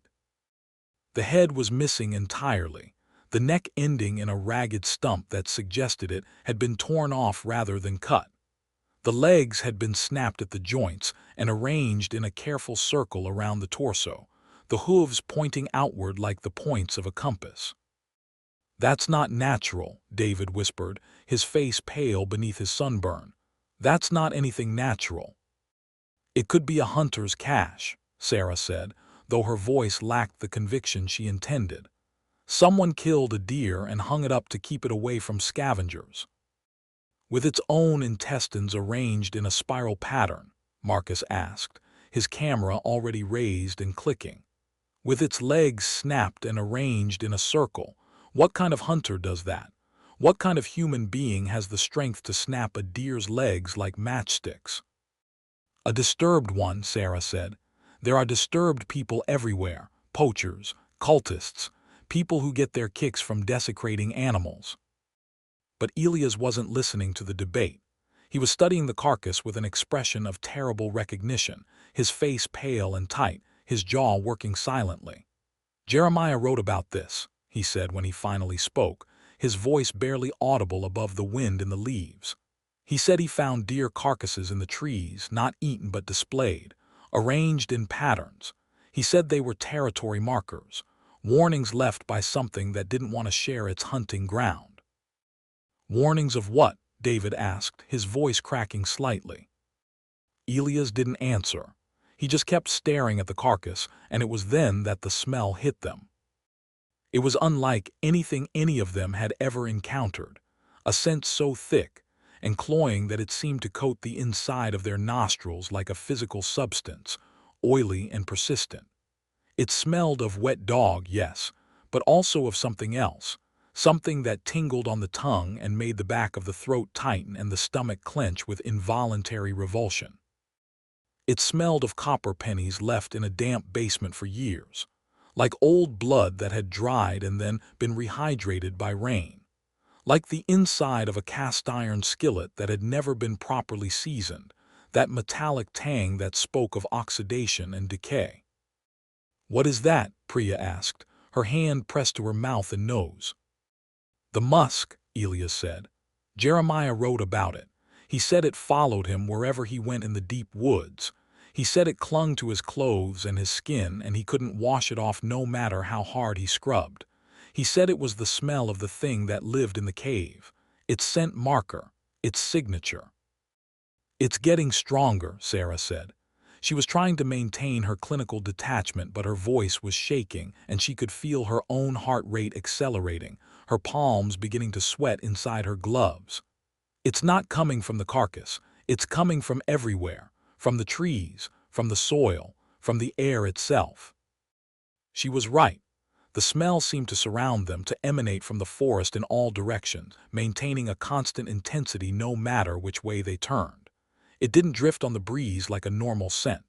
It followed them, maintaining the same suffocating concentration as if it were being deliberately projected, aimed, targeted. And underneath the musk and the copper there was something else, something that smelled less like an animal and more like an intention, like intelligence, like hunger. They pushed on, moving faster now, their nerves frayed to the consistency of overstressed wire. The forest grew denser around them, the canopy thicker, until the afternoon light was reduced to a pale green twilight that filtered through the leaves in watery shafts that barely illuminated the underbrush. They passed a second deer carcass at 2 in the afternoon, hung higher in the trees this time, the arrangement more elaborate, the organs carefully positioned in a pattern that suggested ritual rather than hunger. A third carcass appeared at 3, and then a fourth, each one closer together than the last, each one more intricately arranged, as if they were approaching the center of something terrible. By 4 o'clock they were walking in silence, their weapons ready, their senses hyper-alert to every sound and shadow. And it was then that they heard the footsteps. They were heavy, rhythmic, and impossibly loud. Each footfall seemed to shake the ground beneath their boots, sending vibrations through the soil that they could feel in their bones. The sound was unmistakably bipedal, two legs walking with a steady, deliberate pace that never varied, never hurried, never slowed. It was coming from somewhere to their left, somewhere in the dense underbrush where the mountain laurel grew thick enough to hide anything, and it was keeping pace with them, matching their speed exactly, step for step. "What is that?" David whispered, his face pale and sheened with sweat. "Black bear," Sarah suggested, though her voice was tight and high. "Bears don't walk on two legs for more than a few steps," Elias said, "and they don't match your pace. They run, or they charge, or they move away. They don't track you, they don't shadow you, they don't hunt like this." "Then what is it?" David demanded, his voice rising toward panic. "I don't know," Elias said, "but we need to find defensible ground before dark." They made camp that night in a small clearing that Elias found after an hour of desperate searching, their fire built as high and hot as they could manage with the available wood. He had chosen the site for its visibility, but as darkness fell, they realized the clearing had a fatal flaw. It was surrounded on three sides by dense underbrush that grew taller than a man's head, creating a natural blind that could hide anything approaching from the forest. Elias strung his perimeter line of bells and reflective tape, but the forest was so thick that the line disappeared into the foliage within 10 feet. They ate in silence, their eyes fixed on the darkness beyond the firelight, and when they retired to their tents, they did so in pairs, Elias and Marcus sharing one tent while Sarah, Priya, and David crowded into the other. The arrangement was cramped and uncomfortable, but no one complained. No one wanted to sleep alone. It was sometime around midnight when the footsteps returned. They were closer now, audible even over the crackling fire that Elias had stoked to its maximum height. The sound was the same heavy, rhythmic thumping they had heard during the day, but now it was accompanied by something else.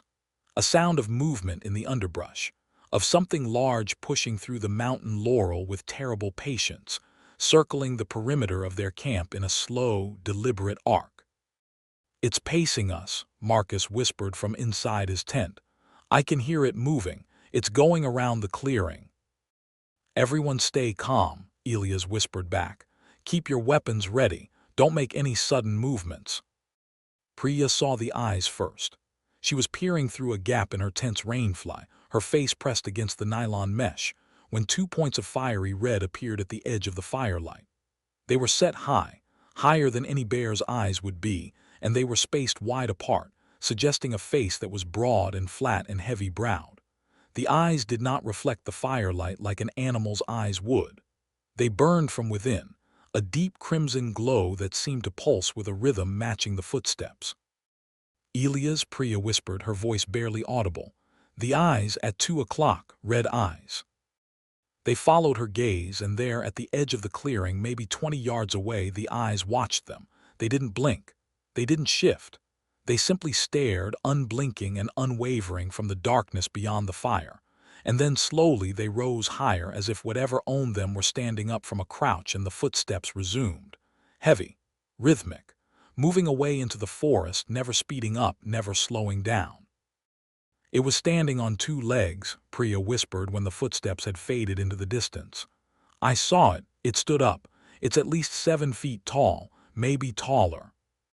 "We don't know what we saw," Sarah said, but her voice was shaking. "The firelight plays tricks.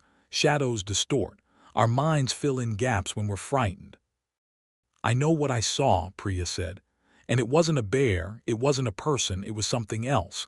Something that was watching us, studying us."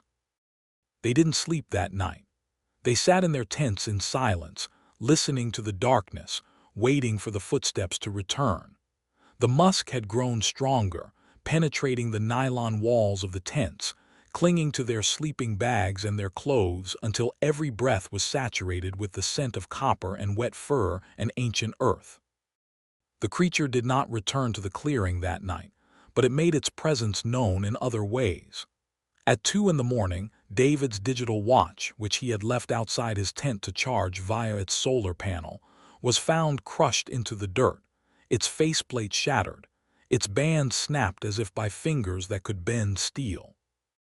At 3, they heard a sound from the edge of the camp that made Sarah's blood run cold, a voice calling her name. Her own voice, or nearly her own, distorted and stretched into something that sounded like it was being spoken underwater. "Sarah," the voice called from the darkness. "Sarah, come here, I need help." "Don't answer it," Elias hissed. "Don't speak, it's mimicking. It heard us talking earlier and it's using our voices against us." "Sarah," the voice called again, and this time it sounded exactly like Priya, terrified and breathless. "Sarah, it's got me. It's pulling me into the bushes. Help me, please." Priya was sitting right beside Sarah, her hand clamped over her own mouth to prevent herself from screaming. The voice in the darkness was perfect, an exact replication of her panic, her cadence, her pitch. "It's not real," Elias whispered. "It's not real, none of it's real." But it was real. The creature was real, and it was intelligent, and it was playing with them.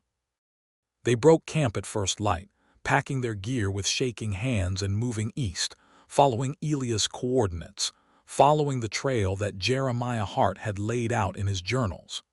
The creature did not show itself during the day, but they could feel it watching, tracking, herding them. The footsteps would appear on their left, then their right, then behind them, always keeping them moving forward, always pushing them deeper into the valley, away from the maintained trails and toward the limestone cliffs that rose in the distance like broken teeth. By late afternoon, they were exhausted, their bodies trembling with fatigue and fear, their minds addled by the constant sensory assault of the musk. And it was then that the creature chose to strike.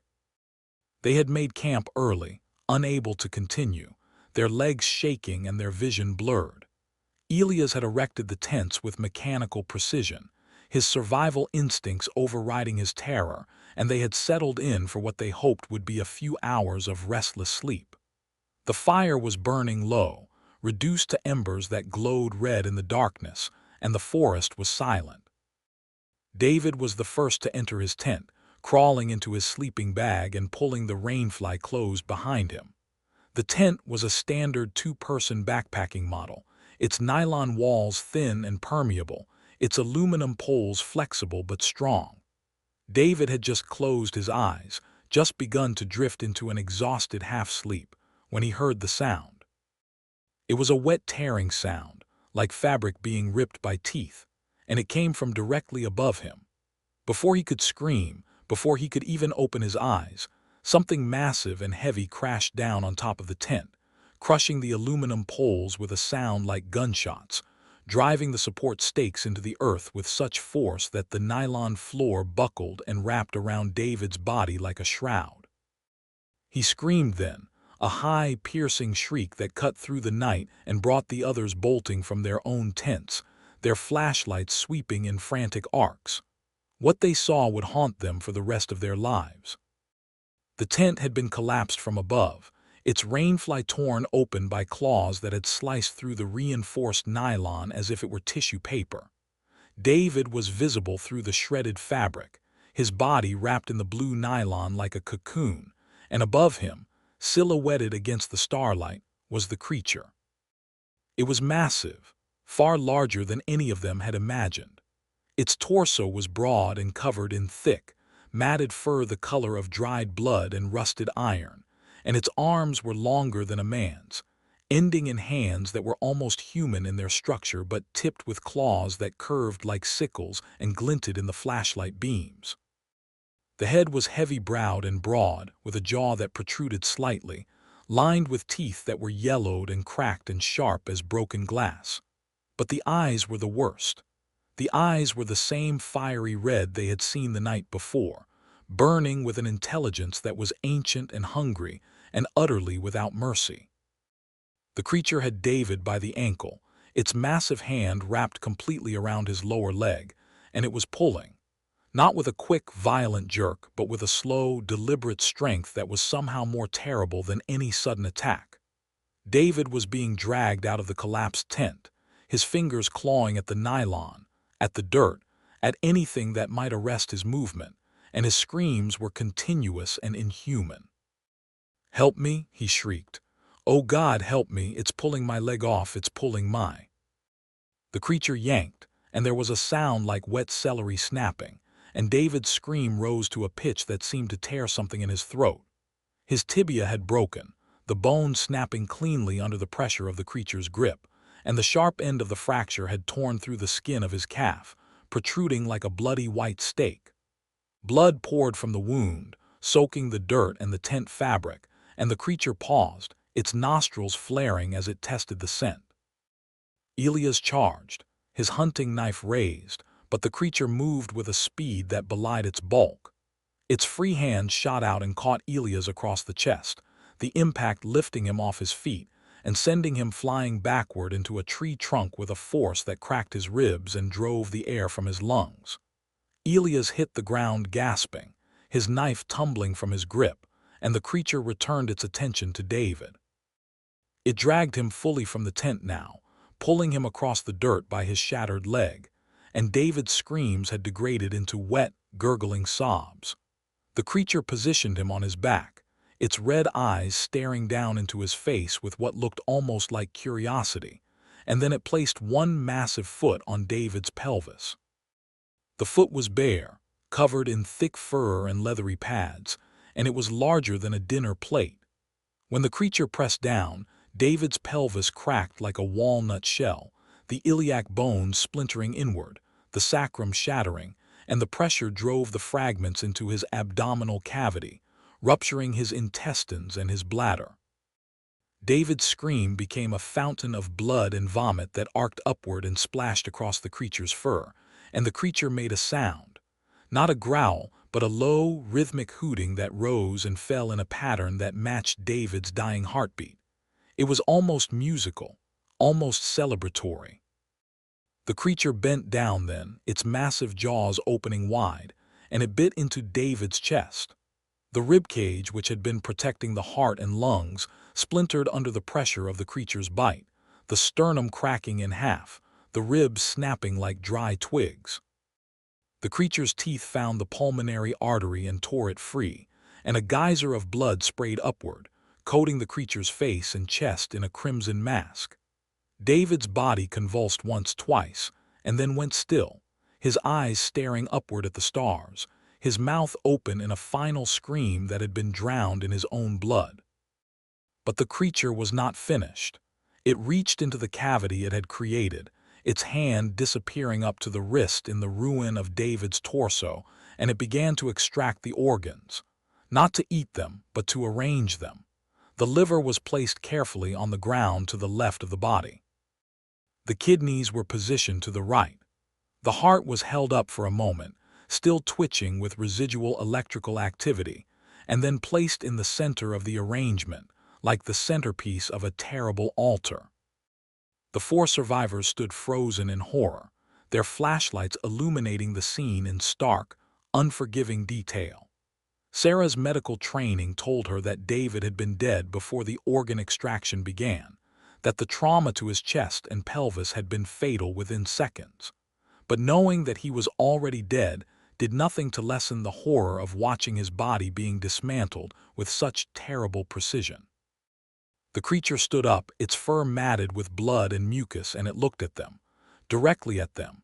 Its red eyes met theirs, one by one, and in that gaze they saw something that was worse than hunger. They saw recognition. They saw planning. They saw the patience of something that had been hunting in these woods for generations and knew that the hunt was only beginning. It turned then, and with David's body slung over one shoulder like a hunter carrying a deer, it walked into the forest.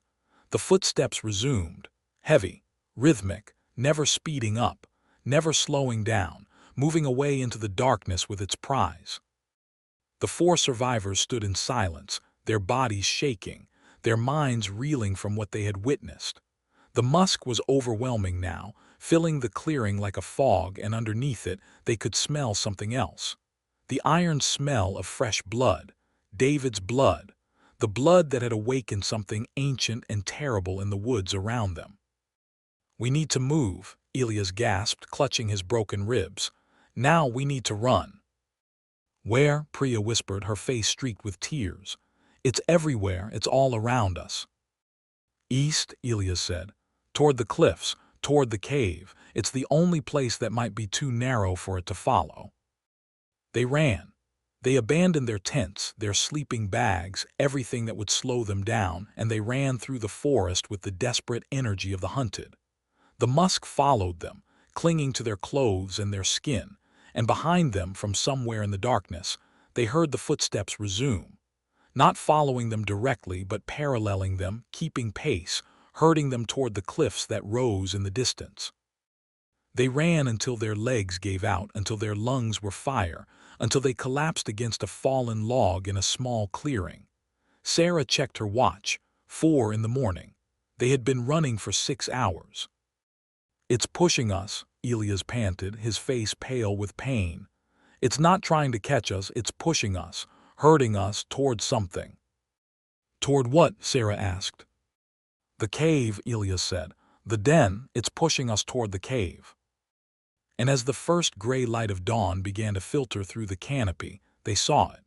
The limestone cliff, rising from the forest floor like a broken wall, and at its base, a narrow fissure that breathed out a current of air so cold it made their teeth ache. And arranged around the entrance, hung from the low branches of the scraggly oaks that clung to the cliff face, were the trophies.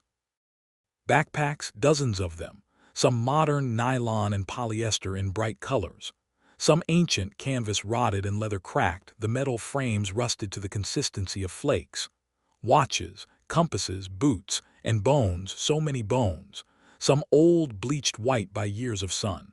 Some fresh, still bearing the marks of recent marrow extraction. "This is it," Elias said, his voice barely a whisper. "This is the den. This is where it lives." "We can't go in there," Priya moaned. "We can't go in there, that's where it wants us, that's where it—" "We don't have a choice," Elias interrupted.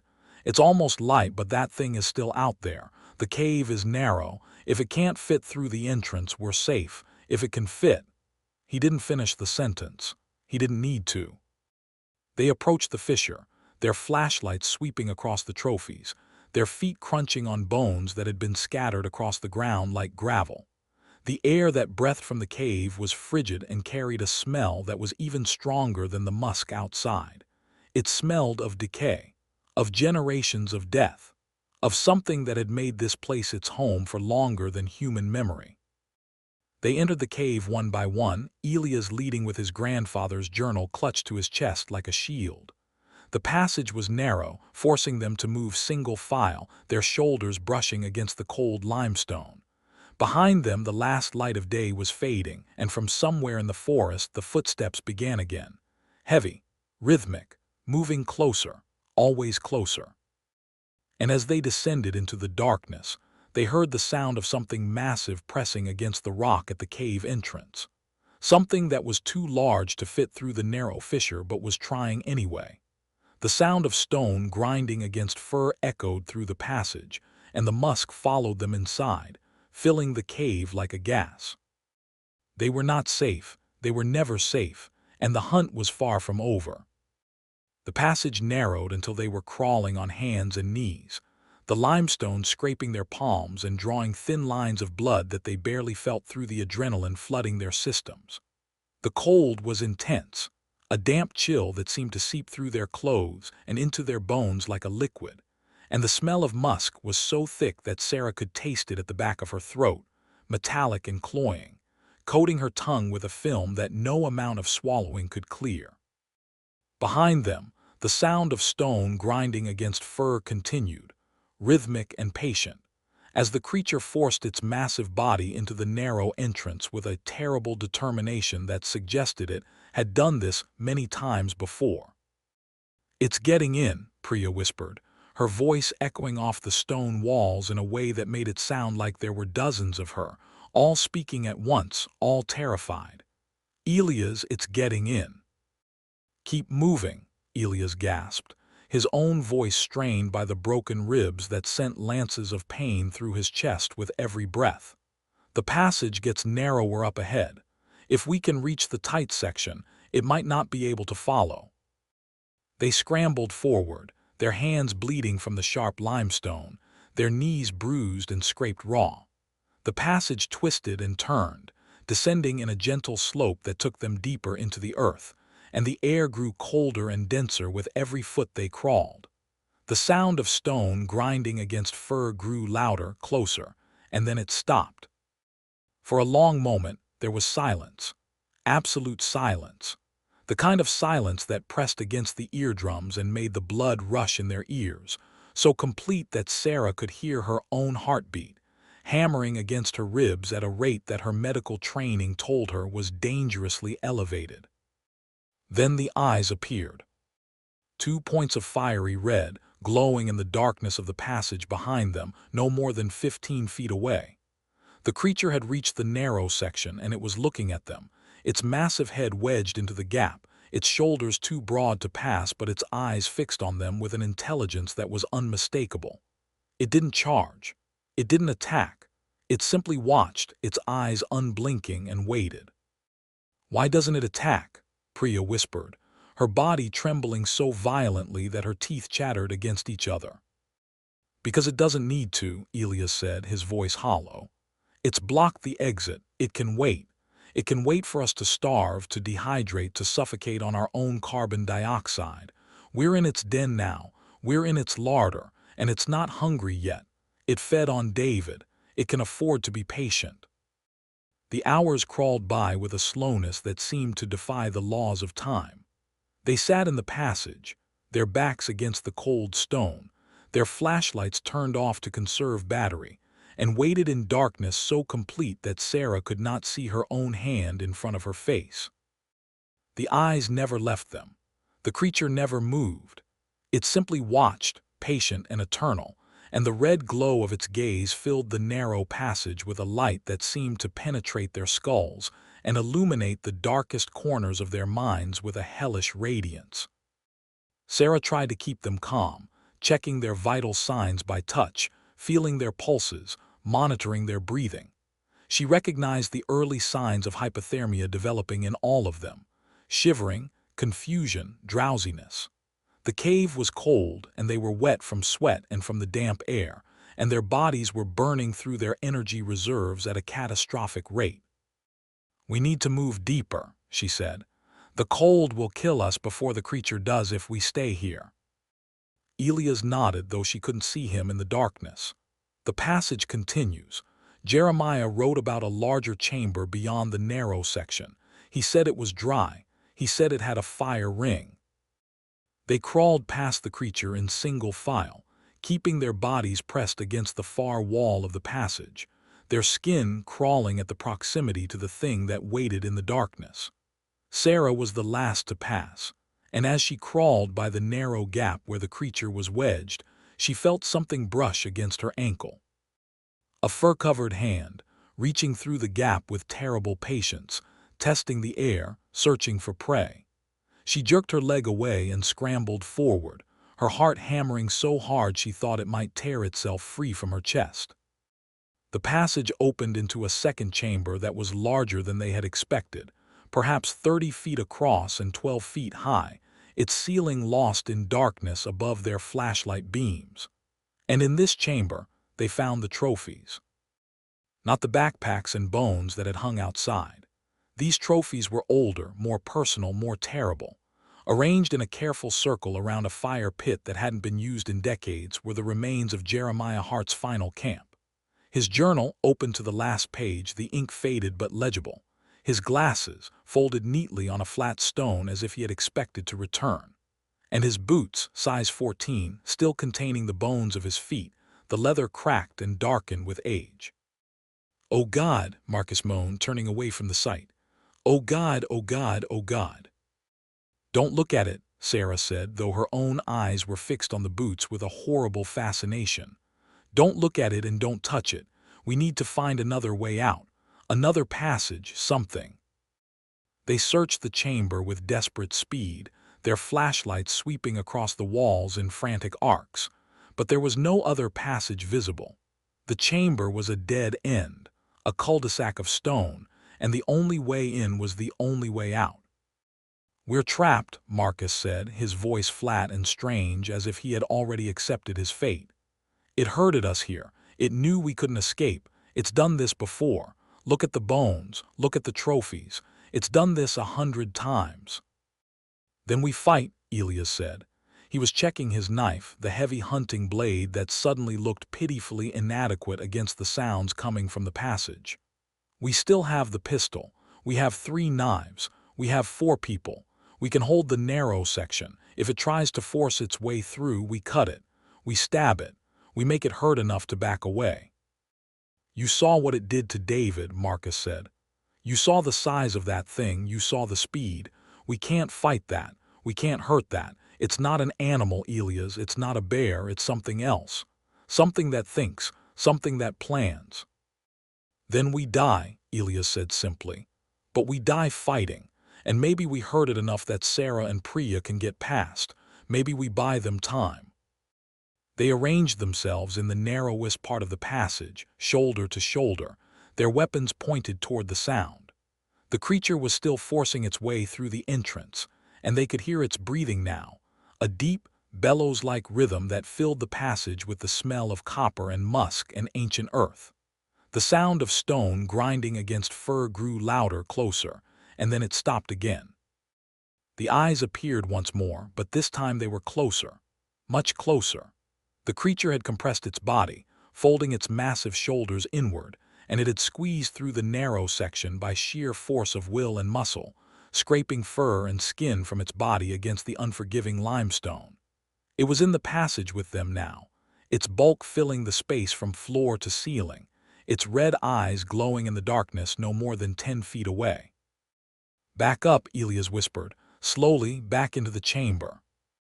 They retreated, their feet shuffling against the stone, their weapons held in trembling hands. The creature advanced with them, not rushing, not charging, but moving with a terrible patience that suggested it knew exactly what it was doing. It was hurting them again, pushing them back into the chamber where there was nowhere to run. Marcus broke first. He had been silent since they entered the cave, his journalist's mind recording everything but his body reacting with a terror that was primal and uncontrollable. As the creature advanced, Marcus made a decision born of panic and desperation. He lunged forward, trying to slip past the creature in the narrow passage, believing that if he could get past it, he could escape to the surface. He was wrong. The creature moved with a speed that seemed impossible for something so large. Its arm shot out, the fur-covered limb extending from the passage with a blur of motion that Marcus's eyes couldn't track, and the massive hand closed around his throat. The grip lifted Marcus off the ground, his feet kicking uselessly at the air, his hands clawing at the fingers that were crushing his windpipe. "No," Sarah screamed, but she was frozen, her body unable to move, her mind unable to process the violence happening before her. The creature pulled Marcus into the passage, dragging him toward its body, and in the confined space, it began to crush him. Not with its jaws, but with its hands. It held him by the throat with one hand, and with the other it gripped his waist. The creature's fingers dug into Marcus's abdomen with such force that the skin ruptured instantly, the abdominal muscles tearing like wet paper, and the creature's thumb found the space between Marcus's ribs and pressed inward. The sound was terrible, a wet grinding crunch as the ribcage collapsed under pressure that was measured not in pounds but in tons. Marcus's ribs snapped one by one, the broken ends driven inward like stakes, piercing his lungs and his liver and his spleen. Blood poured from his mouth in a thick cascade, mixing with fragments of teeth that had been shattered by the pressure on his jaw. His eyes bulged, the blood vessels in the whites rupturing from the pressure, turning the whites a vivid crimson. The creature didn't stop. It continued to squeeze, its fingers working their way deeper into Marcus's torso, and Sarah watched in paralyzed horror as Marcus's body began to deform, his spine bowing outward as the pressure from front and back compressed his torso into a shape that was no longer human. The internal organs, unable to withstand the force, began to fail. The heart burst under the pressure, sending a final surge of blood through the arteries that sprayed from Marcus's nose and ears in thin streams. The intestines ruptured, spilling their contents into the abdominal cavity in a stinking wave. And the diaphragm, the muscle that controlled breathing, tore free from its attachments, leaving Marcus unable to even gasp. He died in silence, his body finally going limp, and the creature held him up for a moment longer, as if displaying the kill. Then it dropped him on the stone floor of the passage with a wet thud, and it turned its attention back to the 3 survivors who remained. Sarah was vomiting, her body reacting to the trauma with a physical revulsion that she couldn't control.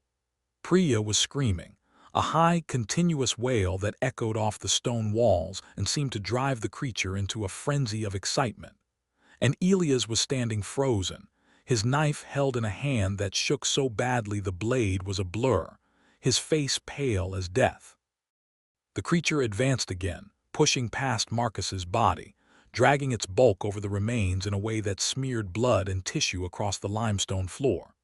It was in the chamber now, its massive body filling the entrance, creating a wall of fur and muscle that blocked any hope of escape. The smell of musk became overwhelming, filling the cave like a gas, causing dizziness and nausea so severe that Sarah fell to her knees, her vision spinning, her balance failing. "The smell," she gasped, pressing her face to the cold stone. "It's toxic. It's causing neurological symptoms, hallucinations, disorientation." She was right. The musk was not just a scent marker. It was a weapon. It was filling the chamber like a gas, causing their minds to fragment, their thoughts to scatter. Priya was seeing things in the darkness, shapes moving across the ceiling, shadows that crawled with spider-like grace. Elias was hearing his grandfather's voice, whispering from somewhere in the walls, telling him to come deeper, to come home, to come to the place where the iron waited. And Sarah was seeing David's face in the darkness, his mouth open in a scream that she could hear even though he was dead. "We have to mask it," Sarah gasped, fighting through the disorientation. "We have to mask our scent, the chemicals, the soap, the deodorant. That's how it tracks us. That's how it knows we're human." "What?" Elias asked, his voice slurred. "The smell," Sarah repeated. "It's tracking us by scent, the synthetic chemicals, the perfume, the soap. That's what marks us as prey, if we smell like the cave, like the earth, like the bones." "Then we get rid of the chemicals," Priya said, her voice distant and dreamy. She was already stripping off her synthetic jacket, her treated shirt, her deodorant-covered skin exposed to the cold air. "We smell like the cave, like the bones, like the earth, like the thing itself." They stripped, their fingers clumsy with cold and fear, and they coated themselves in the dirt and the dust and the ancient decay of the chamber. They rubbed the foul mess into their hair, their faces, their hands, working it into every pore until they no longer smelled like humans but like the cave itself, like death itself, like the creature's own den. The effect was immediate. The creature's nostrils flared and its head tilted to the side, confusion evident in its posture. It tested the air again, and this time it didn't smell prey. It smelled the den. It smelled itself. It smelled its own territory, its own history, its own accumulated musk. "Move," Sarah whispered, her voice barely audible. "Slowly, along the wall toward the passage." They inched along the wall of the chamber, their backs pressed against the cold stone, their eyes fixed on the creature. It watched them, its red eyes narrowing, its body tensed but not attacking. The scent mask was working. The chemicals were hidden beneath the cloak of earth and decay. They reached the passage entrance, the one the creature had blocked, and they had to squeeze past it. Sarah went first, her body sliding against the creature's fur, feeling the heat radiating from its massive form, smelling the overpowering musk that seemed to emanate from every pore. She felt the brush of its hand against her leg, the fingers testing, searching, but it didn't close around her. It couldn't smell the prey anymore. It smelled only itself. Priya followed, her face pressed against the creature's shoulder, her body trembling so violently she could barely control her movements. And then Elias. He was the last to pass, and as he squeezed by, the creature's head turned. Its nostrils flared again, and a low sound rumbled from its chest, a sound of suspicion, of uncertainty. Elias froze, his body half past the creature, his chest pressed against its ribs. For a long moment, nothing moved. Then the creature's hand shot out, not with the killing speed it had used on Marcus, but with a slower, testing motion. It gripped Elias' arm, the fingers closing around his bicep with a pressure that made the muscle feel like it was being crushed in a vice. "Go," Elias screamed. "Run now." Sarah and Priya scrambled into the passage, their flashlights bouncing, their feet slipping on the stone. Behind them, Elias was struggling against the creature's grip, his knife flashing in the darkness as he stabbed at the arm that held him. The blade bit into the fur and the flesh beneath, and the creature roared, a sound that filled the cave and shook dust from the ceiling in a choking cloud. Elias broke free, but the creature was faster. Its other hand caught him by the waist, lifting him off the ground, and it slammed him against the ceiling with a force that cracked his skull and drove bone fragments into his brain. Elias' body went limp instantly, his eyes rolling back, blood pouring from his nose and ears. The creature dropped him and turned toward the passage where Sarah and Priya were fleeing. But Elias wasn't dead yet. His body, broken but still functioning on instinct and adrenaline, twitched on the stone floor. His hand found something, a loose rock, a piece of the ceiling that had fallen during the creature's roar, a rock the size of a bowling ball, sharp and heavy. With the last of his strength, Elias hurled the rock at the ceiling above the creature's head. The impact was small, but it was enough. The ceiling of the chamber, already weakened by the creature's passage and the vibrations of its roar, began to crack. A web of fractures spread across the limestone, and then, with a sound like the world ending, the ceiling collapsed. Tons of rock fell in a cascade of destruction, and the creature, surprised by the sudden shift in its environment, was caught beneath the collapse. Boulders the size of refrigerators slammed into its shoulders and back, crushing the bones beneath the fur, pinning its legs beneath debris that weighed more than a car. The creature roared again, but this time the roar was different. It was pain. It was fear. Sarah and Priya didn't look back. They ran through the passage, their hands clawing at stone, their lungs burning, their minds blank with terror. Behind them, the creature's roars continued, mixed with the sound of falling rock and the wet, tearing sound of flesh being crushed and bones being snapped. They reached the surface and burst into the forest, the daylight blinding after hours in darkness. They ran, not knowing where they were going, not caring as long as it was away from the cave, away from the creature, away from the death that waited in the darkness. The musk followed them, clinging to their naked skin and their dirt-caked clothes, and behind them they heard the sounds from the cave continue. The roars had degraded into whimpers, into grunts of pain, but they knew the creature was not dead. It was injured, its legs crushed, its back broken, but it was not dead. And it would heal. It had survived in these woods for generations.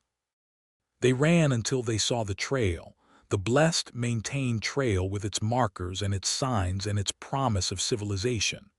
They followed it, their legs pumping, their hearts hammering, and then they saw the parking lot, their cars, the road. They reached Sarah's SUV and piled in, Sarah fumbling for her keys, her hands shaking so badly she could barely insert them into the ignition. The engine caught, and she floored the accelerator, sending the vehicle lurching forward onto the gravel road. In the rearview mirror, Sarah saw it. The creature, dragging itself from the cave entrance, its lower body crushed and deformed, its fur matted with blood and dust. It pulled itself across the ground with its arms, its ruined legs trailing behind it like dead things, and its red eyes glowed in the daylight with a hatred that was ancient and patient and utterly unbroken. It didn't chase them. It couldn't. But it watched them go, and it raised one massive hand in a gesture that might have been a promise that it would heal, a promise that it would remember, a promise that the hunt would continue. Then the road curved, and the forest closed behind them, and the creature was gone. They didn't speak on the drive back. They didn't stop. They drove for 6 hours straight, switching drivers when one of them began to hallucinate from exhaustion, their eyes fixed on the road, their minds numb with trauma. They reached Sarah's apartment in Nashville at midnight, and they showered for an hour each, scrubbing the dirt and the musk and the smell of death from their skin with soap that stung and chemicals that burned. They burned their clothes in Sarah's fireplace. They threw away their gear in a dumpster behind her building. They called the police and reported the others missing, and they told their story, and they were believed or they weren't. But it didn't matter because the case was eventually classified as a bear attack, or a homicide, or an unsolved mystery, and the files were closed. What mattered was the hospital. They were admitted for observation, Sarah and Priya, their bodies checked for injuries, their minds evaluated for trauma. The doctors found bruises and cuts and dehydration, but nothing that couldn't be healed, nothing that couldn't be fixed. But on the third day, Dr. Sarah Chen, the skeptic, the rationalist, the woman who had spent her entire adult life disbelieving in monsters, was examining Priya's wounds when she smelled it. The musk, not on Priya's clothes which had been destroyed, not on Priya's skin which had been scrubbed raw in the shower, but from inside, from Priya's pores, from her breath, from the very chemistry of her body. "It's in us," Sarah whispered, stepping back from the hospital bed. "It's not just on us, it's in us." She checked her own skin, her own breath, and found the same thing. The musk, faint but unmistakable, emanating from their bodies like a chemical marker, like a brand, like a claim that had been written into their cellular structure. The creature hadn't just hunted them. It had marked them, changed them, and the mark was permanent.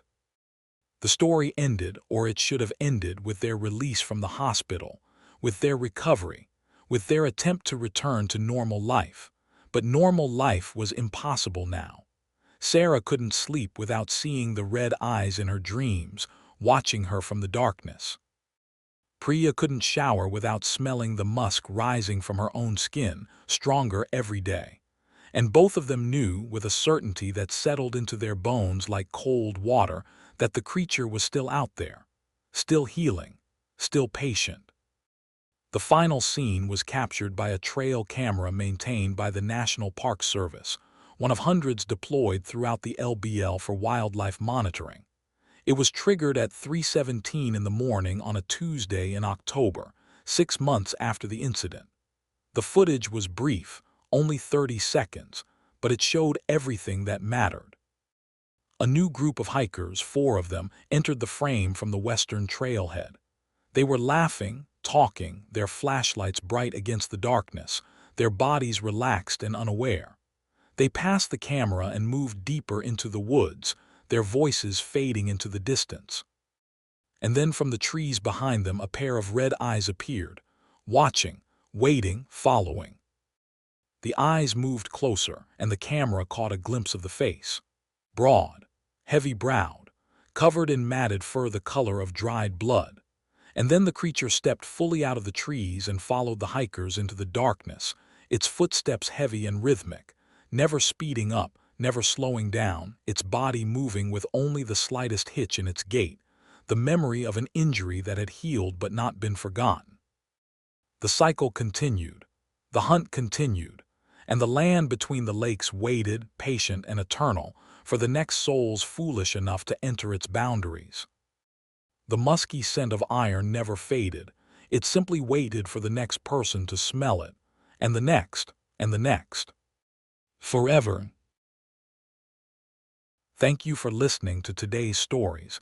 If you enjoyed, please leave a like and subscribe, so you don't miss the stories yet to come.